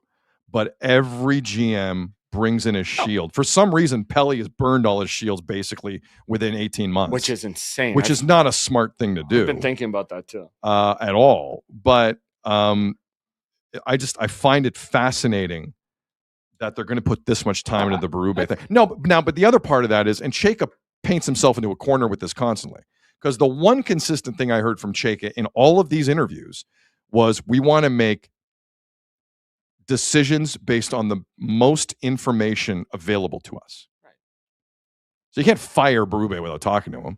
That flies in the face of your entire philosophy in terms of management and generally managing. That's not generally managing. But what do you think? You think a question could be: are you willing to change your coaching style to be more offensive with Matthews or whoever, the whole team? Like, are you willing to come off the two-way play more and just be? I think the one clue that Berube gave us at his end of season media availability was when they asked him, Did you think about making adjustments this year? And he said, we did. But we didn't see it. He claims they happened. So he is now under the impression it's a roster issue. Yeah, I think he always. I'm just trying to talk from his perspective. No, you're right. Meeting. He believes that team, like Matias Michelli, was forced upon him. That's a valid argument. Yep, very much. Like Morgan Riley was here when I got here. That's a valid argument. Like there are things about the way the Leafs have looked. Like if you're going to pin Berube on the coaching, okay, you cannot kill him on roster construction. That's not his deal. 100%. That's not his deal. I got a tweet last night from Rick Azzo. Yeah. Do you want to throw that up? Sure. Yeah, please. I saw it too, actually. I think I was tagged in it It's as an interesting one. So going back to the Sundin part of this. Rick wrote into the show and said, all Austin wants to hear is we are going to change coaches and emphasize a more offensive approach. I think there's a lot of truth in that. Yeah. I really do. And I'm not saying a lot of organizations wouldn't listen to that, but Azzo, my question to you in the chat today is, are we in a situation where you have to put that much credence into into Austin Matthews' opinion? Do you have to put that much credence into Austin Matthews' opinion if you think he's already looking at the door? So what I would say to that is I think you have to look at your whole roster. It's obvious you don't have a defensive-minded roster. So wouldn't you want to go more offensive? Like what you have to look at your roster. But I'm talking Matthews' opinion specifically is what I'm getting at. Like this team has a GM of hockey ops. This team has an executive advisor now. This team has a Keith Pelly. It's like the Canucks. Didn't they hire Adam Foote because they thought that would make Quinn Hughes happy? I mean, I don't know. Signing some of the other guys was to make Quinn Hughes happy. Adam Foote, they just thought. No, but the coach too. They thought Adam Foote could get him to play defense, and nothing was further from the truth. Adam Foote was like, let's not play any zone. Let's one-on-one attack. How did that play out? It was a disaster. But that's what I mean. They did that hoping it would help their superstar, and it didn't work out. Yeah, I mean, I guess what I'm saying is, if you give me the impression at any point that you're eyeing the door, why am I listening to a thing you're saying? It's crazy, but they have to. But they don't have to. What does that mean? They have to? Because they still got to work with them if you're going to ship them out. Like you have to placate them a little bit. But you don't know if he's staying past 2 years. Yeah, but so why am I making you an assistant GM in this? I don't listen, based on the reporting that we've seen, Matthews had no say in Chayka. Matthews had no say in Sundin. That's an interesting clue to me. A very interesting clue to me. But again, like even if you're not counting to, you kind of have to placate him like you are. But because you have to work with him even if he wants to be shipped out. So you think a player who could potentially, it's 50-50. Freach said it's 50-50. Agreed. Like you think just doing whatever he wants as a 50-50 proposition is worth your time? I'm not saying that. I'm saying he's playing a game with you, saying he's going to wait for 2 months to make his decision. You're right, he is. You have to play the same game back with him where you're placating him that you might be doing this for him. You end the game. Okay. No, you don't placate anything. Okay. That's why I think this is crazy that you're not talking to Matthews first. If he's playing the game, which he's already doing in the media with multiple people, Judd Moldaver, his whole team, it's obvious. But Sid, he has final move. Matthews has final say. But that's a different conversation. No, but one leads to the other. You have to get to the point where you talk about where he's going. He is still trying not, because here's where you smoke him out. He's still trying not to look like the complete bad guy in this market. Right. Agreed. He is setting it up for the organization to say, you need to go.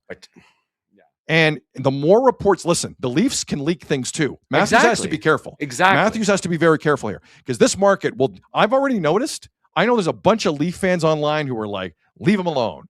There's a certain section of Leaf fans on time that are like, there's the door, buddy. They're burned on Marner. They're tired of no goals in game sevens. Take a walk. Not all of them, but it's growing. No, it's growing with the number one Yes. pick for sure. The number one pick has escalated that As for it sure. should. No. As it should. And what I'm saying to you, you placate him to his face, but you can leak that out. You have to play Oh, this game I would with leak that out in 3 100%, dude. That's 3 what I'm seconds. saying. Like, you can placate this to his face, make him think, but in the back of your mind, your formula. Let's remember, again, these guys haven't even finished a full week on the job.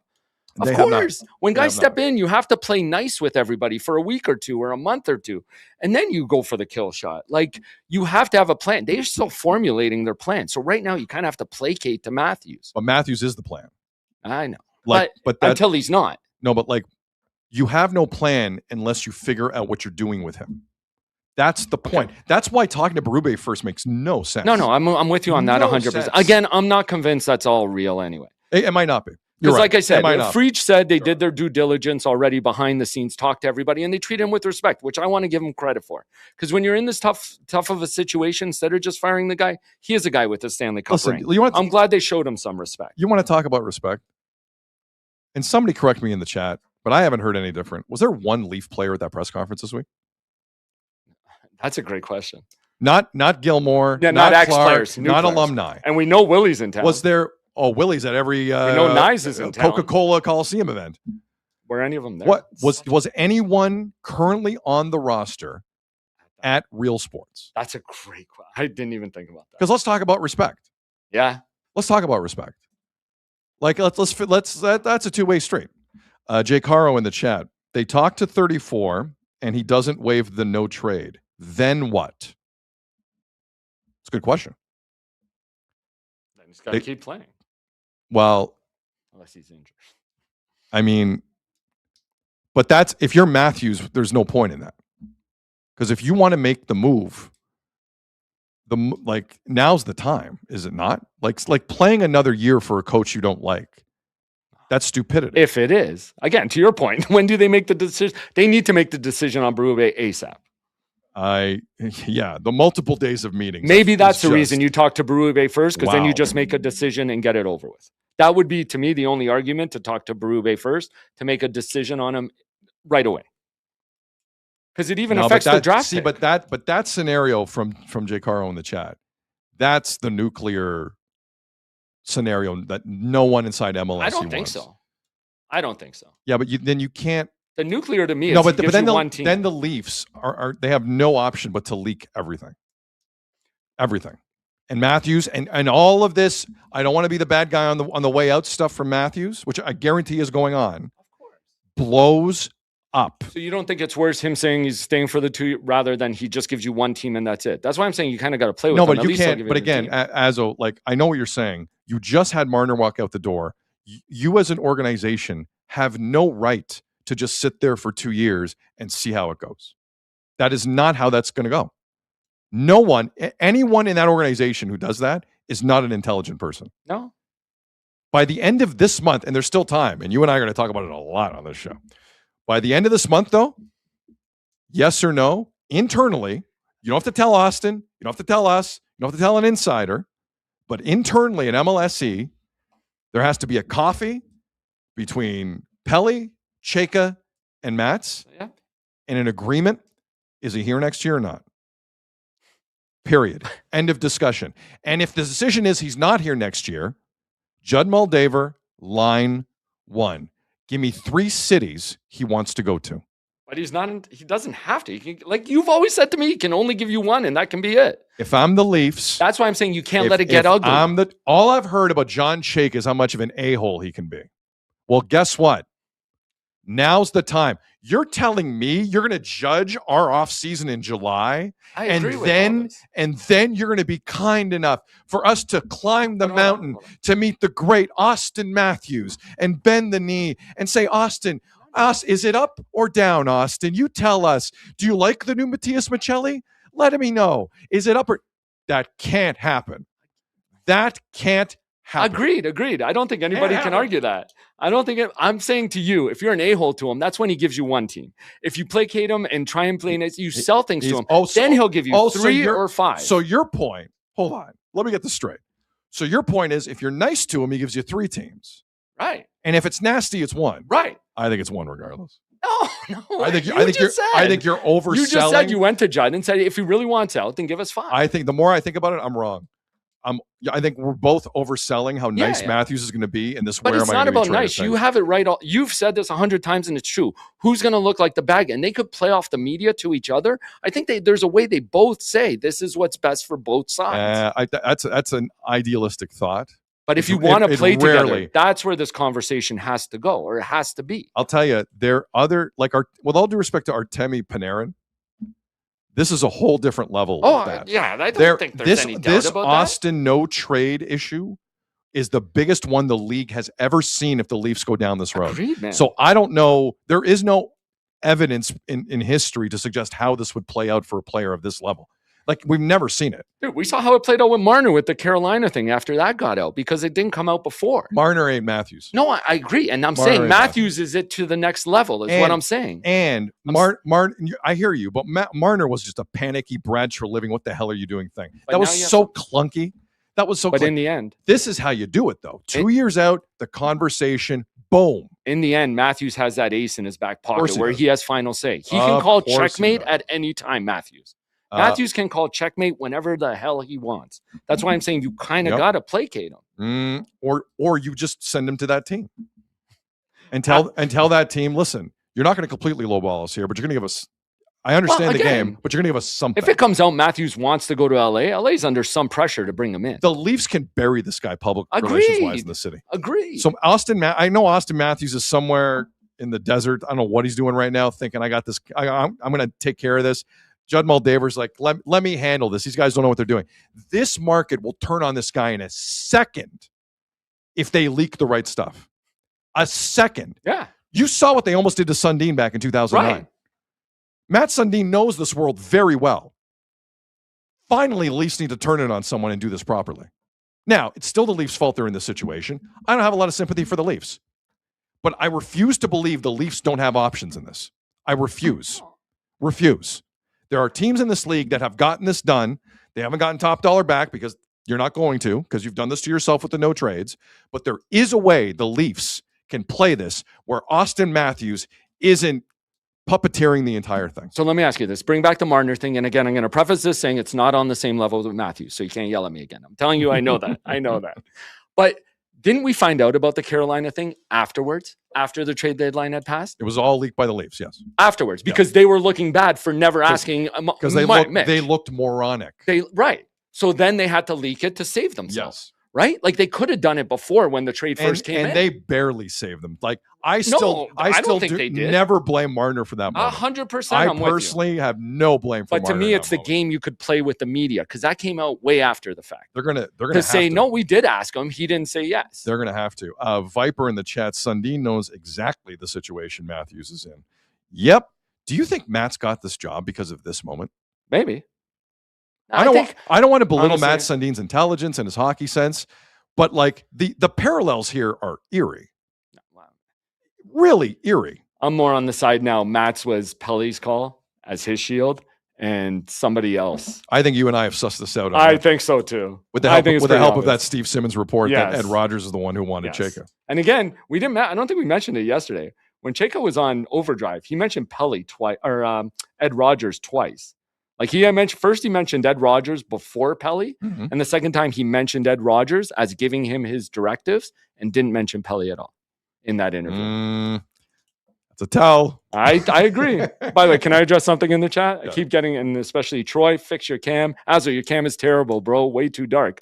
And I know, and that's why I don't keep putting myself up. By the way, when we were fixing the clips, it came back on, so it must be a bulb.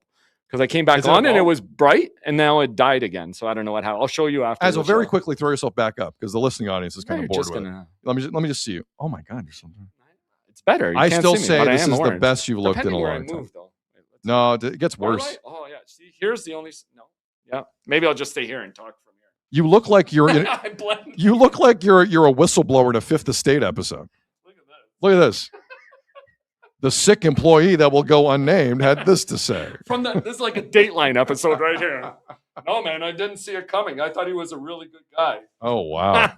So, yeah, I'm not going to show myself on cam anymore because but it did come on for a split second in the Berube thing. Graceful shutdown in the chat. Darth Azzo. Yeah, I saw that. Very good. Azzo Sidious, all this stuff. Very good. Oh, Darth man. Azzo. Jeez. Anyways, but I'm with you. Like, man, I just don't know where this is going to go. But again, I'm less convinced, even whatever the reports are from Friedge's reporting, because Friedge was really respectful about it today.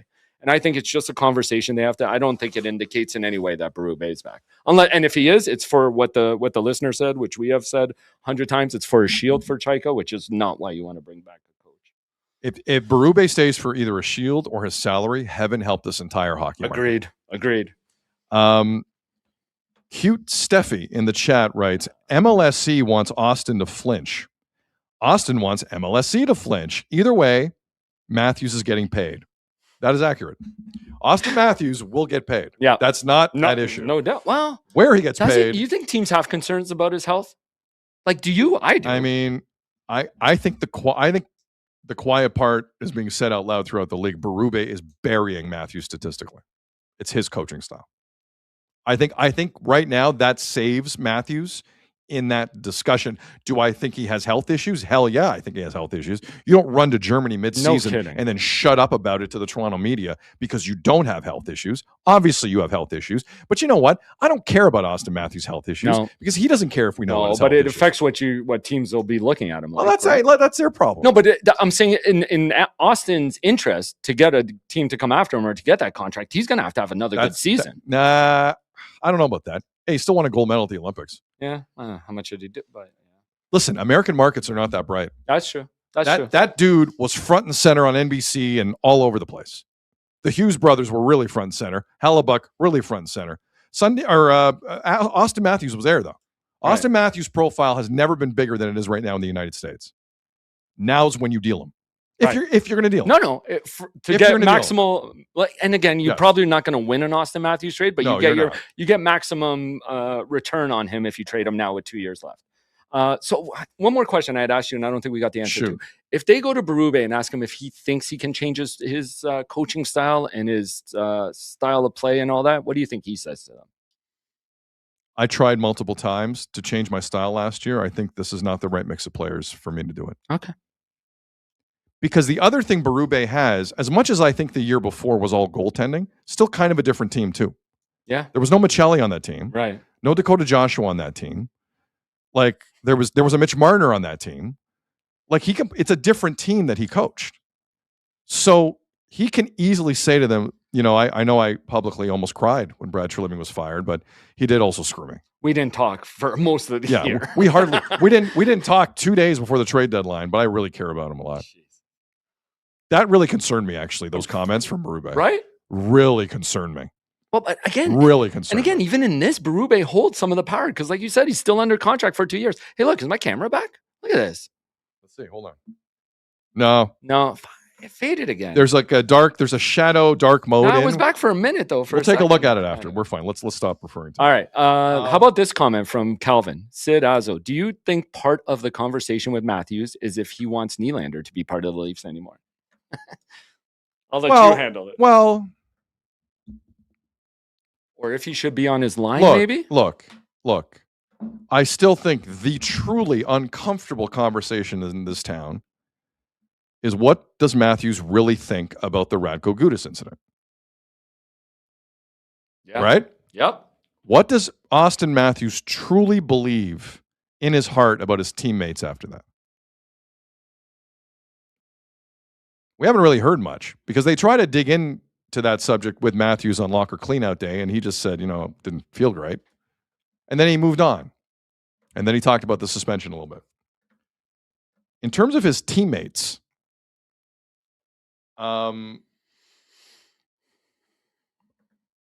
you can't tell me he was happy about that. You can't tell me he was satisfied with that. Again, and I know the irony in that is that Matthews, if that happened to Nylander, would have probably done the exact same thing. Yeah. So maybe he should shut his face about that. I don't know. But to ignore that as a non-issue, I think is incorrect. I think it's a little incorrect. No, it has to be addressed. Has to be addressed. That's when the whole franchise started looking, I don't want to say a joke, but people around the league that made news. Where they looked like had this bad culture all around. Spike in the chat, Matthews created the soft culture. Yeah, he was part of it. He was part of it. John Tavares helped there too. John Tavares is two the main captains. culprit. Your two captains drive a lot. I'm sorry. Well, your two captains drive a lot. one guy was brought in to be the captain, and the other captain learned off him. So I mean, I kind of put Tavares. And how many points has he scored in? Oh, Tavares? Yeah. Well, has he ever led them? He got his bonuses here. Yeah. He's never had a 90-point season in the National Hockey League, John Tavares. Look it up. Look it up. Look it up. Look it up. Yeah, I just think, again, my main point in all this is I understand John Chayka is a sit back and process the information person. I get that. I get that Matt Sundin is a patient person. I get that. You have this month for me. That's it. You have this month to figure this out, specifically with Matt's, in turn with Berube. This cannot bleed into July. Heaven help you if it bleeds any longer than that. It can't bleed into June, actually. This stuff has to get taken care of before the draft. Preferably before the Stanley Cup is handed out to Carolina. They might win the Cup. So just take control, Leafs. I think that's what a lot of fans kind of want to see. For a change. For a change. Don't let the tail wag the dog again. Again. Like, just go in there, hear them out, hear everyone out. You create the timeline. Don't let the timeline create you. And that's all I would ask, Azo. Is that too much to ask of the Toronto Maple Leafs? The tail wagging the dog is such a perfect analogy. That's exactly what it is. Just get in there and make calls. You wanted the job, you got the job. Make a call. Man, and it's crazy how much having that first overall pick can help you decide one way or another. Chris Betty in the chat, do it before Bruce Cassidy signs somewhere else. Well, that's the other thing too. Did Frank Saravelli, you want to touch on this for a second? Did Frank Saravelli in the last 24 hours suggest that whole Oilers bench is going to get blown out? He did. I saw that tweet. That's a big time accusation. Yeah. But I could see it happening. For sure. After that 10 minutes of Connor McDavid we played during yesterday's show. Mm-hmm. Without a doubt. And I don't have time for it, but the Leon thing was interesting too. Yeah. The LA Kings are going to grab Bruce Cassidy from Clone Show. Maybe. Also, so DJ Smith isn't the guy in LA? Shocking. Go ahead, Adam. No, I was just going to say, and like, things could be worse because you could be in Vancouver. What Freach said on 32 Thoughts about the Vancouver situation, I've never heard him call a situation more puzzling, bizarre, strange. On the fact that they haven't hired anybody who they gave an extension to and who they talked to and not hiring anybody yet. Well, they're Abbotsford GM in Ryan Johnson. Like, one of the things I do remember, I watched the Jim Rutherford season-ending avail. Okay. One of the two main avails he's already made. This is the one he made before he announced he's stepping down, but after Patrick Alvin was fired. He doesn't want to talk, just keeps talking. And he won't shut up. Right. He won't shut up. I know, it's bizarre. Jim, shut up. I'm going to step away. Stop talking, man. So, but at the end of the season, Jim Rutherford was like, he was asked about Ryan Johnson, the Abbotsford GM, and Manny Malhotra is obviously a hot property, and Ryan Johnson's a hot property. And someone asked if someone asked for a reporter asked if a team asked for permission to speak to Ryan Johnson, will you grant it? He goes, no. And you're not going to give him the job? And didn't they extend him, Freach said? I think Freach said that. So you extended him. You're going to refuse permission for other teams to talk to your AHL GM and not give him the gig and bring somebody else in to supersede him. Listen, I'm not saying there's not more qualified than Ryan Johnson in Vancouver. There's some great AGMs out there, but Jim Rutherford painted a picture at one of his press conferences recently. Ryan Johnson was an important part of the organization. 100%. Like, one we don't even want to lose. Like, we think so much of Ryan Johnson and Manny Malhotra. We are so drafting Caleb Malhotra at third. This was before they knew they had third, but you know what I'm saying. We love Manny Malhotra, Abbotsford head coach, and Ryan Johnson, Abbotsford GM. And it's just a weird. Like Freach today basically said the Canucks are weird. Yeah. That was the most glaring thing I heard from Elliott. Bizarre, weird, strange. He used like every synonym you could use. That organization, do not touch that organization with a 10-foot pole, man. But this was my point. Look at where the Leafs and the Canucks started the week. Neither had a GM. One thought they were getting the first overall pick. One thought they weren't even keeping their pick. And like by the end of the week, it's completely different. Yeah, it's a weird scene. It's a weird scene. I feel bad for Canucks. I don't know how else to say it. I actually feel bad for Canucks fans. I do as well. I rarely feel bad for fans. I do Canuck fans. Yes. The Canuck fan who's had to deal with this. God bless you. I know. Wow. How about this? Daryl Gardner in the chat. Austin Matthews to Boston. I can see it. Can you imagine? Well, if they don't get this year's draft pick, it changes their timeline. Okay, finally, go through what the reporting is, because the Leafs keep their pick this year, obviously, but that means that there's a pick in 2027 and a pick in 2028. Right, they lose their next two. That one of those picks has to go to Philly. The other pick goes to Boston. But how are they going to figure out who gets what? So pick? Philly is pleading. Freach said he couldn't figure out the word to figure it out too. But they've made an appeal. I think making the case is the proper verbiage. Right, I guess making the case to the league that they should keep the 2027 pick. Right, that's the year we're in. Yeah, and the 2028 should go to Boston. And both should be unprotected. Like both are unprotected now, right? Is that the one thing we know? 100% they're unprotected. Which is crazy to me. Correct. But then somebody wrote in to Freeton, like, if it becomes a bidding, then there was a report that the Leafs can decide who gets the pick next year. They can see where it is and they make the decision in the end who gets the pick for 2027. Look, man, if the Leafs, and the insinuation is the Leafs can then ask for some it can become a bidding war between some assets. Yeah. Like, I don't think there's a rule against it. The Leafs have been a scenario could play out in next year's draft and the year after with the Flyers and the Bruins, where the Leafs have been so incompetent, they can get some assets back. They can actually pin those two organizations off each other. Yeah. And get something. Right. Go ahead. But that's great. And the league is taking their sweet time. Like, it's been a full week and the league hasn't said anything on this. So they've never seen a situation like this. Correct. They can't figure it out. But if the Philly gets it next year, I think it should still be top 10 protected then. Anyways, but whatever. It is. I think it still is top 10 protected. If Philly keeps it, the problem is the Bruins pick should be unprotected next year, but Philly have claim to that pick because of the Lawton deal. What a mess! It's a mess. The Leafs have been so incompetent with their picks. It's like drawing up new rules that aren't even covered in the CBA. Is definitely coming up at the Board of Governors meetings next year. This is wild. They're trying to break the league. That's how you win the league. You break it. Brad Treliving. Chestnut checkers. Good for you, Brad. Well played. Brad Treliving got the first pick and might be able to get something back from Philly or Boston. Add it on. Well done. Thanks, Brad. Thank you, Brad. It's such a mess. I can't believe it. Okay, so speaking of the draft, let's stay here for a second.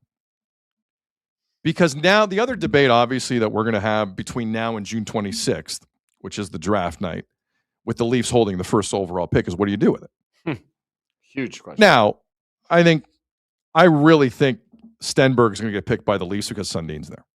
I don't think this is a discussion. Down there, huh? I don't think it's a discussion. And watch this kid Stenberg for Sweden have a great world championship. And again, people can argue this with me. I've heard Sammy Cos say it. I've heard Saravelli say it. He's just more NHL ready right now. If you want an immediate guy, like McKenna has the bigger upside. He's a more skilled guy. I don't think anybody's arguing that with anybody, but you're going to have to wait a few years to see full potential. Correct. So again, I'm team Ivar Stenberg because I believe Sundin's going to have that kind of influence. I'm not saying it's right. I'm saying Sundin's there and Sundin's going to fight. Based on the respect Chayka has for Sundin and based on some of the things that have been said publicly. Chayka said it to guys, Freach. If Sundin wants Stenberg, they're getting Stenberg. Now, that assumes they're at number one. That assumes they stay at number one. I want to make this very clear. And in my heart and soul, I believe this is not debatable. The Leafs need defensemen. How could you argue? There are people arguing against it. I'm telling you. That's insane. Morons are arguing against this. In my lifetime, they have not had a good defenseman who's young. That might be the funniest thing. And they're like, McKenna, Stenberg. I'm like, what are you talking about? Now, again, odds are you never move out of that pick when you have it. So I'm a realist, and I don't think the Leafs are going to trade down. I think they should trade down. And no one can debate that. No one. Can't debate it. We've been complaining about all the draft picks Brad Treliving gave away. You trade this pick, you get them all back plus more. Sorry, say that again? Like everybody for a year has been complaining about the first rounders Brad gave away and how they have no picks. If you trade this one pick and Shanahan. And Shanahan. With this one pick, if you trade, you could probably recoup all of them plus more. Yeah. You could probably get two you don't think you could get two first rounders? You got one for sure. Yeah. I don't know if you get two. Well, you trade back in this one and you probably get next year's. Listen, it's the Leafs. Yeah. You and I know full well how that should work. Who knows how the Leafs are? And again, to your point, history isn't on the side of this even happening, but it would be the smart thing. So, call me crazy. One, maybe even two young defensemen in this draft would kind of be delicious. Yes. Because at some point, I know Leaf fans want to hear this. You gotta listen to me. Let's play it out. You have to plan for the future. I know it's a crazy concept in this today. It's a crazy concept. You have to plan for the future in hockey too. So this gives you an opportunity. But I know some Leaf fans don't want to hear that, and they want the 170-pound winger. Okay. 18 years. 18 years old. Now, that's some section of the Toronto fan base for the Leafs. There are other Canadian markets who have done a very good job accumulating talent, like, say, Calgary, who look at things a little differently. Now, they got Zane Parekh, and they got a ton of defensemen in Calgary. They have 2 firsts this year. They have 4 seconds. Craig Conroy was kind of, I don't want to say laughed at when he got hired, but like people looked at it and went, okay, the nice guy who's going to get pushed around. No. Craig Conroy's rebuild looks good right now in Calgary. Now, Calgary didn't have the balls bounce their way during draft lottery. They went from 4th to 6th. Didn't go their way. But there's 3 things in play. 1, Craig Conroy, eternal optimist. 2, the Flames have a ton of prospects already. 3, they have a ton of picks already.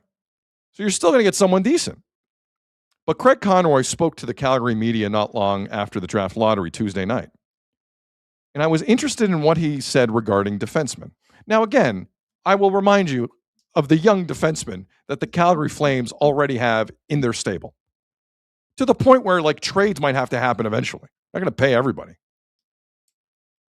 But here is Craig Conroy, GM of the Flames, who's done a decent job acquiring assets over the last couple of years, talking about whether it's a positive or a negative to draft a young defenseman. It just gives you more depth. I mean, you can never have enough defensemen, and elite ones that are, top 6 picks in the NHL, is exciting. So I think it gives you a whole bunch of opportunity and different things to look at. And that's the thing. You don't know what any other team wants, though. So, we're a little bit at their mercy when as the draft's going along. But like I said, we're still super excited with the player we're going to get at 6. No kidding. What's depth? No kidding. So it actually makes my heart smile that there are executives in the league, because living in Toronto, you'd never know this. There are executives in the league who value young defensemen. It's wild. It's a wild concept. And have I watched a lot of North Dakota games this year with Keaton Vierhoff? Have I seen a lot of Sioux Greyhound games with Chase Reed? No. Carson Carroll's is kid a lot of people like. Prince George. Have I seen a lot of Prince George games? No. 90% of the people on mics in the city haven't either. A few have, not many.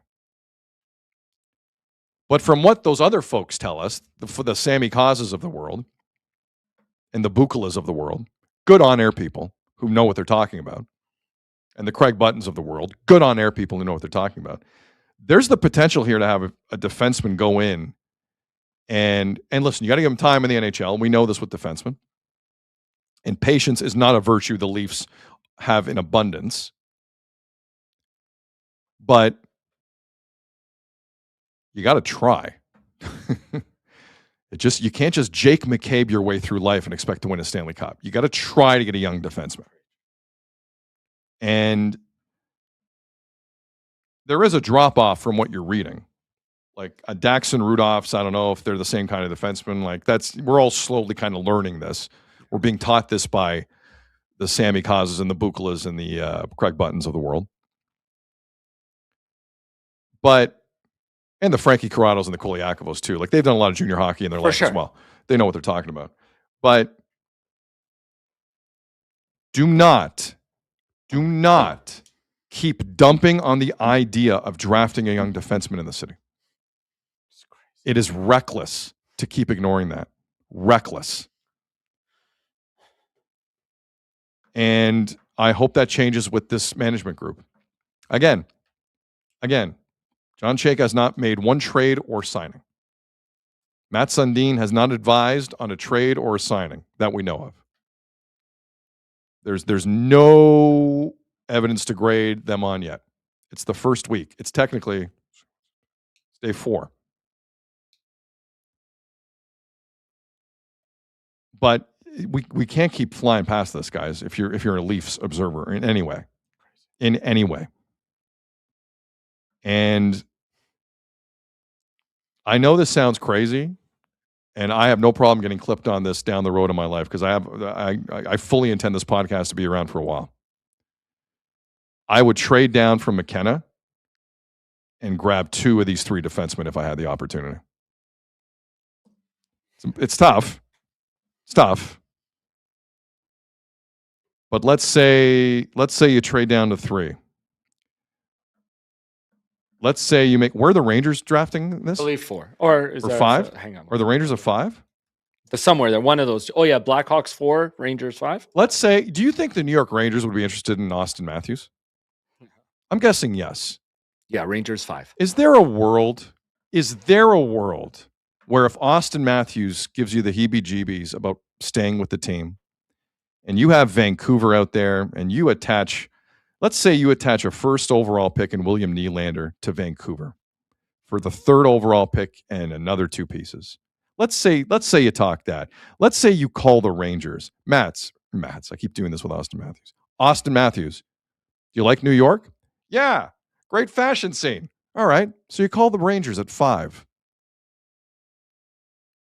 Why not?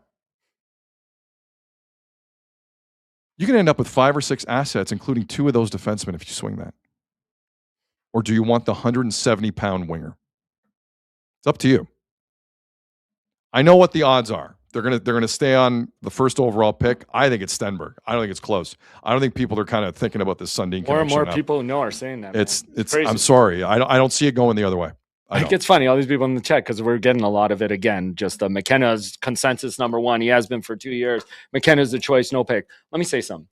When you pick McKenna, obviously, if he is obviously the most skilled player in the league. But you're gonna have to wait a bunch of years for that. In the draft. Sorry. I apologize. In the draft. And when you're picking him, you're kind of picking him out of fear because you don't want him to reach that full potential. Where he's this guy in 4 years or 5 years where you say we could have had him.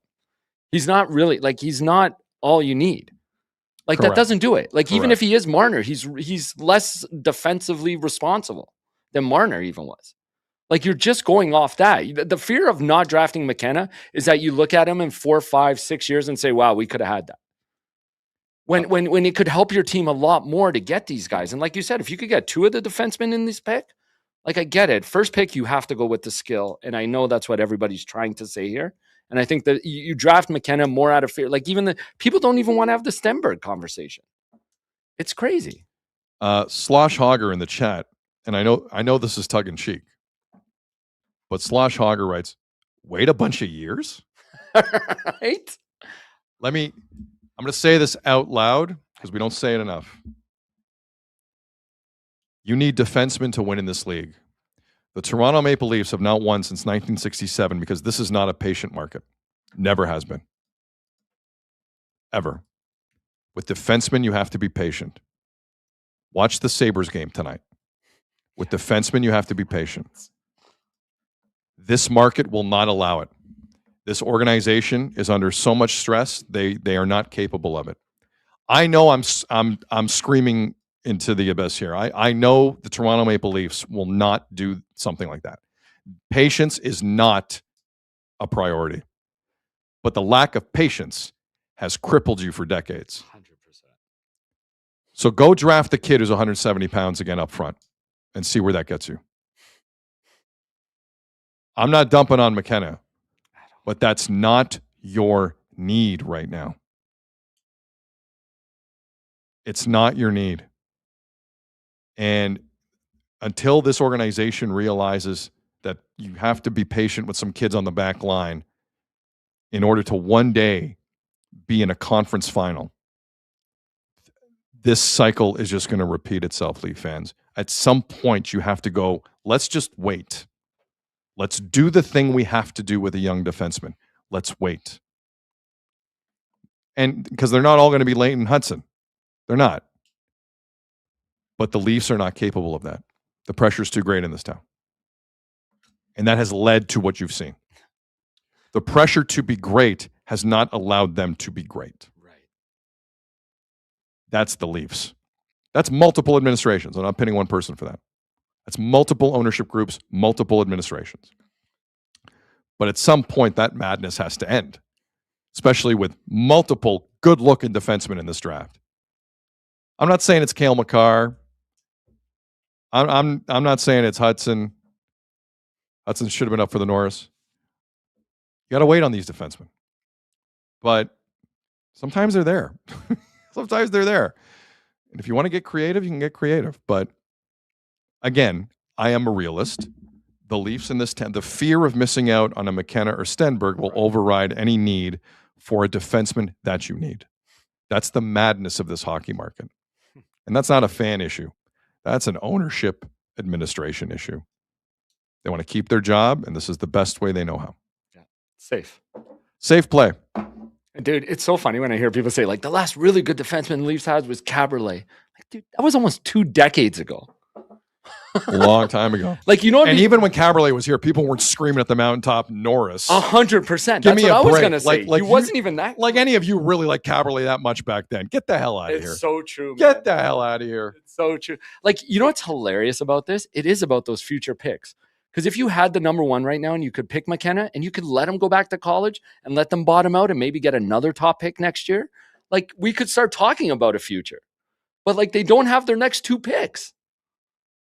Like, you could look at your next year's draft maybe to get a D if you took McKenna this year. But now you're stuck without a first round, like an early first rounder for the next 2.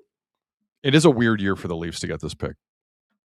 It is a weird year. That's what throws this even more into mayhem. It is. It's if the Leafs were ever going to get a first pick, it would look like this, where there's no consensus number 1. It's just kind of weird. And add Austin onto the mix and what you do with him, like, everything's just like, that's the other thing. Leaf fans, half of them want to pick McKenna to play with Matthews, and half of them want to pick McKenna to move past Matthews. Like, it's crazy what it's done to this fan base. Michael in the chat, Azo, he's got to figure it out. Michael's got to figure it out. Sid, can you stop? All of us in the chat are aiming to take 72 McKenna for the first pick, then trade Matthews to the Sharks for the second pick, trade Nyes or Nylander to Chicago for the fourth pick. This path, we get 72 and D. It's so crazy, it might work, actually. Yeah, except top picks. We just said the history of this is not to trade the top pick, which is why the Sharks are just. I'm not. No. Hold on. In his theory, he's not trading the top pick. No, I know, but he's getting the second pick. Like, what? I don't think. No, let me walk you through this again. Sorry. Draft McKenna. Yeah.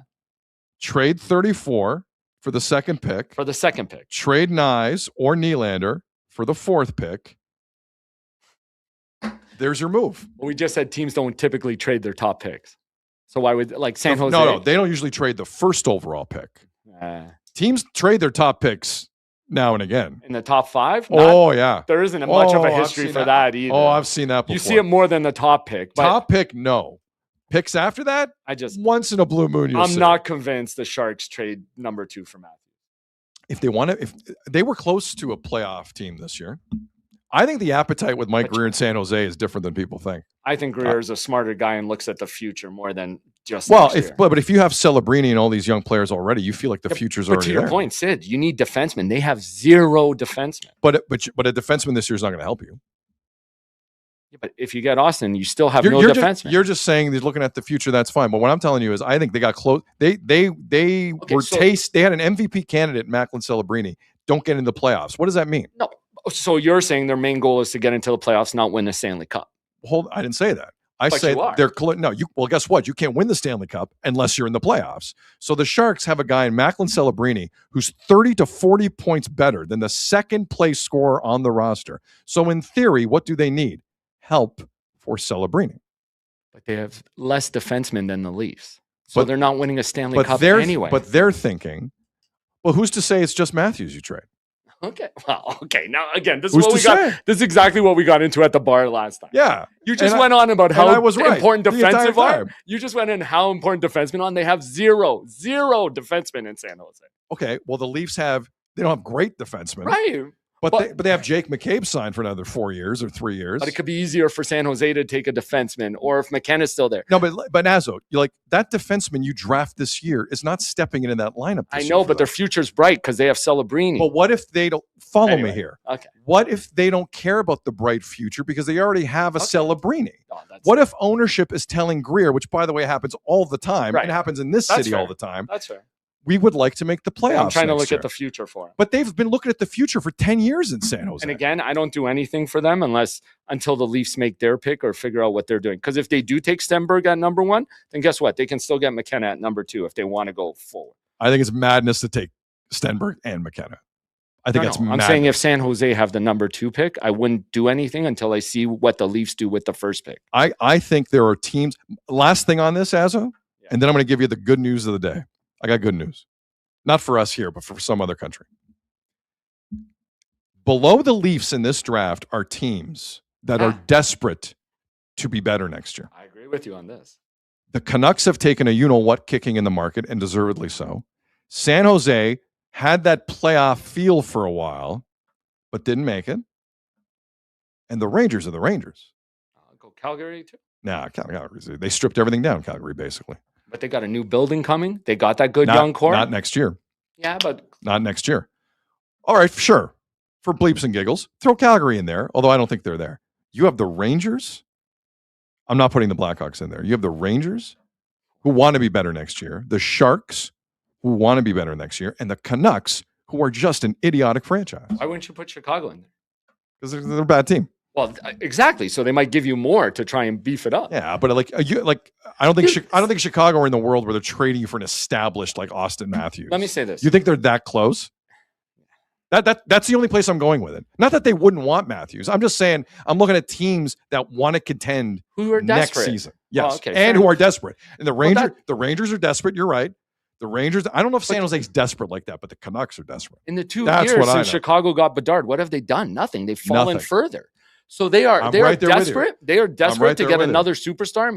To me, it's all who's willing to give up the most. It has to be a trade that you just can't say no to. Again, look at the Washington when they gave up on RG3. Like, it's because that's a deal you can't say no to. It's like 5 first-round picks. If somebody's willing to be that stupid, how can you say We'll no see to how that? it plays out, Azo. But you're right. They're all We'll desperate see. teams hurting to make a comeback. If the Leafs, big if the Leafs want to acquire, let's say, multiple lottery picks, there is a path. Yeah. I think there is 100.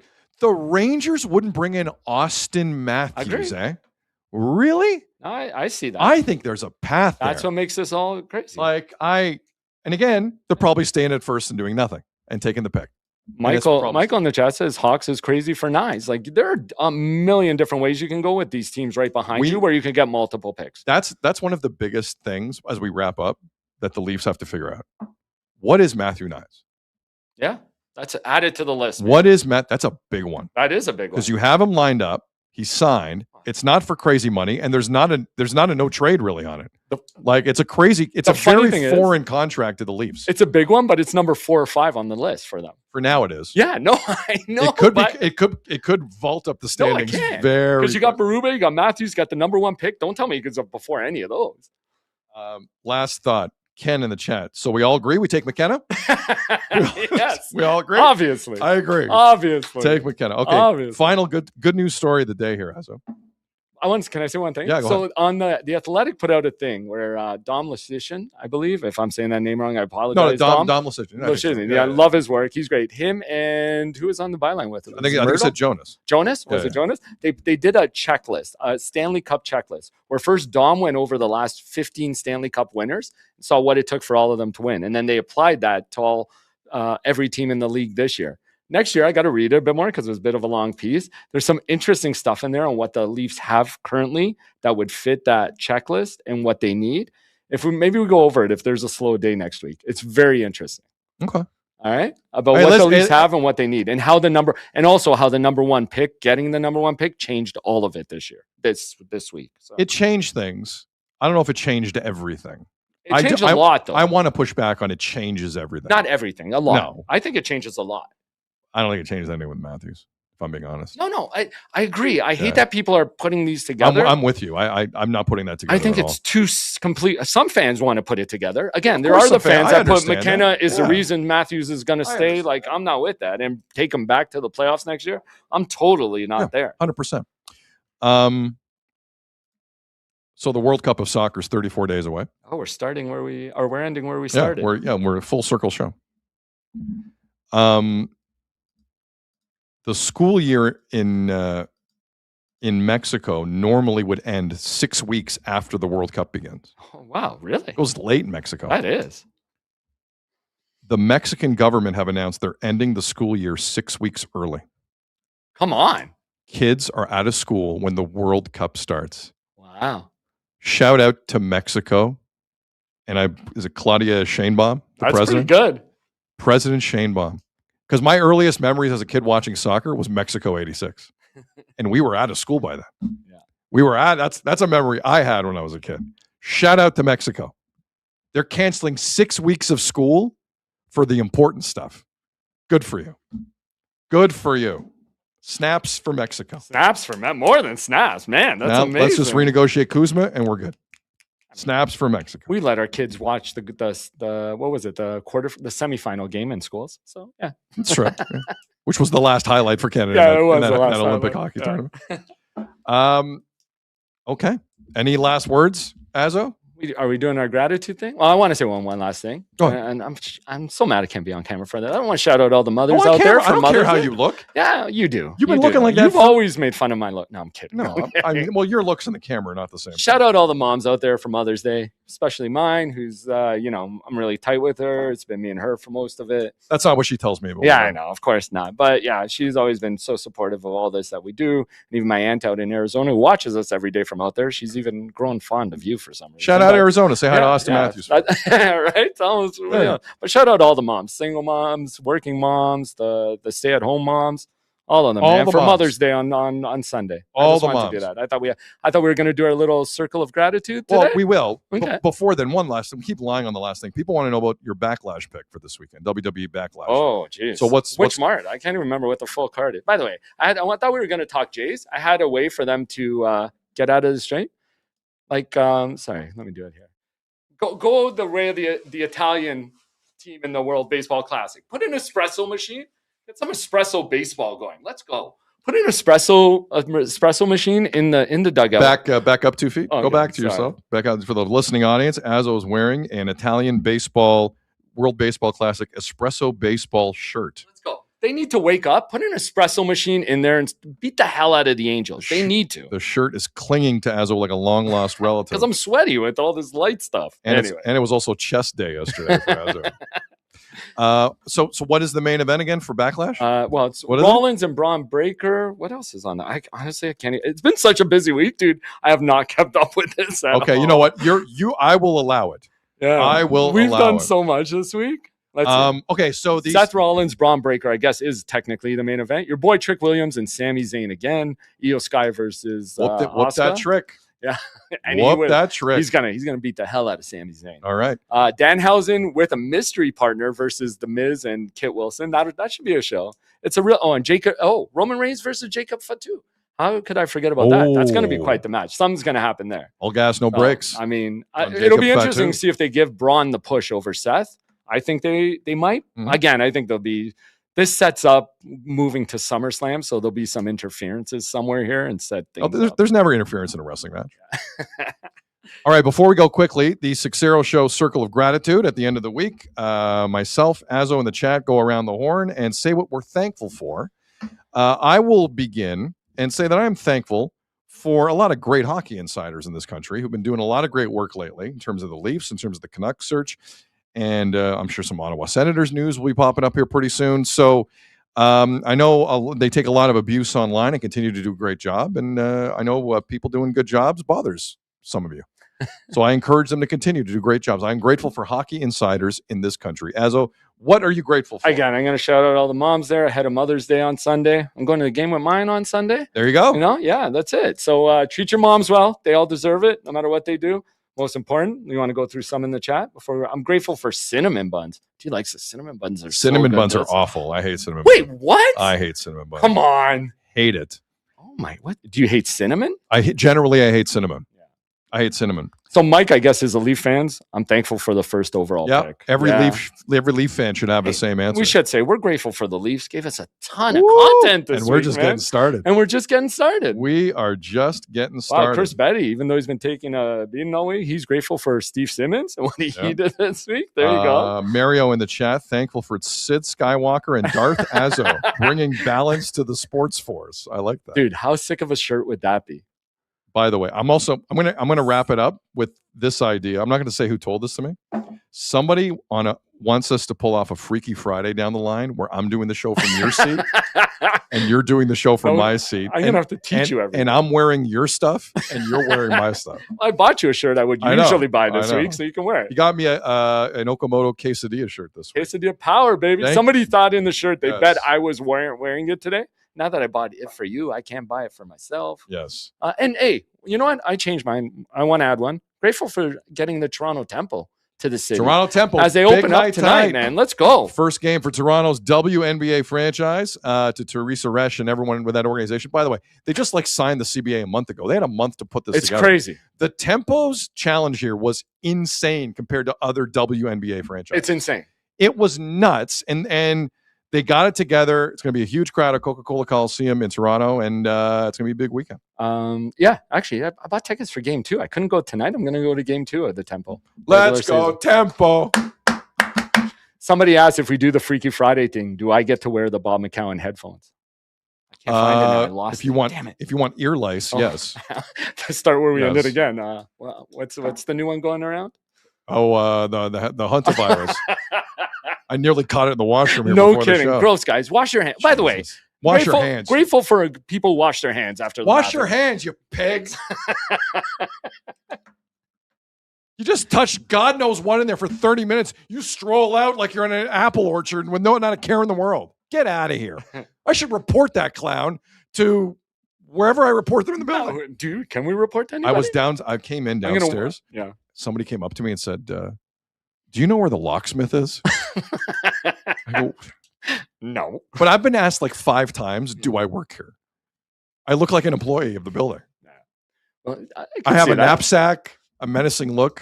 I don't know. Maybe I fit in. I don't know. I don't know if we see the same people in this building all the time. Anyway. All right. I'm done. That was fun. What a week, man. What a week. Thank you, everybody. Grateful for the chat for always being there through all this. Man, it's crazy. It's been a hell of a week. Yes. And in terms of, we had some people ask about, are you live streaming the draft? We probably won't be that Friday night. I have to be honest, because it's I feel like it's going to play out in a very predictable way. So really? You want to stream draft night? No, I don't know. I don't know. I mean, we could stream up to the Jets. Yeah. We'll talk about it. Yeah, we'll talk about it. We'll figure it out. Well, I mean, because we're also going to be knee deep in World Cup at that point. Yeah, I was about to say that's during the World Cup, right? By the way, Freach saying whoever gets past this round, if it's Buffalo, if it's the Sabres, the Combine's in Buffalo during the next round. Right. And if it's Montreal, then the Grand Prix is in Montreal during the next round. I mean, it's going to be crazy. It's going to be busy for reporters. John Chayka will just do his own Combine offsite privately. Yeah. You know what I'm saying? I know what you're saying. John Chayka's fine. He'll be fine with his Combine. He's good. All right. All right. On behalf of Jeff Azzopardi and everyone here at Sick Media, my name is Sid. You've been watching and listening to the Sid Seixeiro Show, powered by Sick Media. Enjoy the rest of your day. and enjoy your weekend. Take care. We'll see what Monday brings. We'll talk to you soon. And that's a wrap. Hope you don't miss us too much until next time. Follow the Sid Seixeiro Show on YouTube, X, Instagram, Facebook, and wherever you get your podcasts.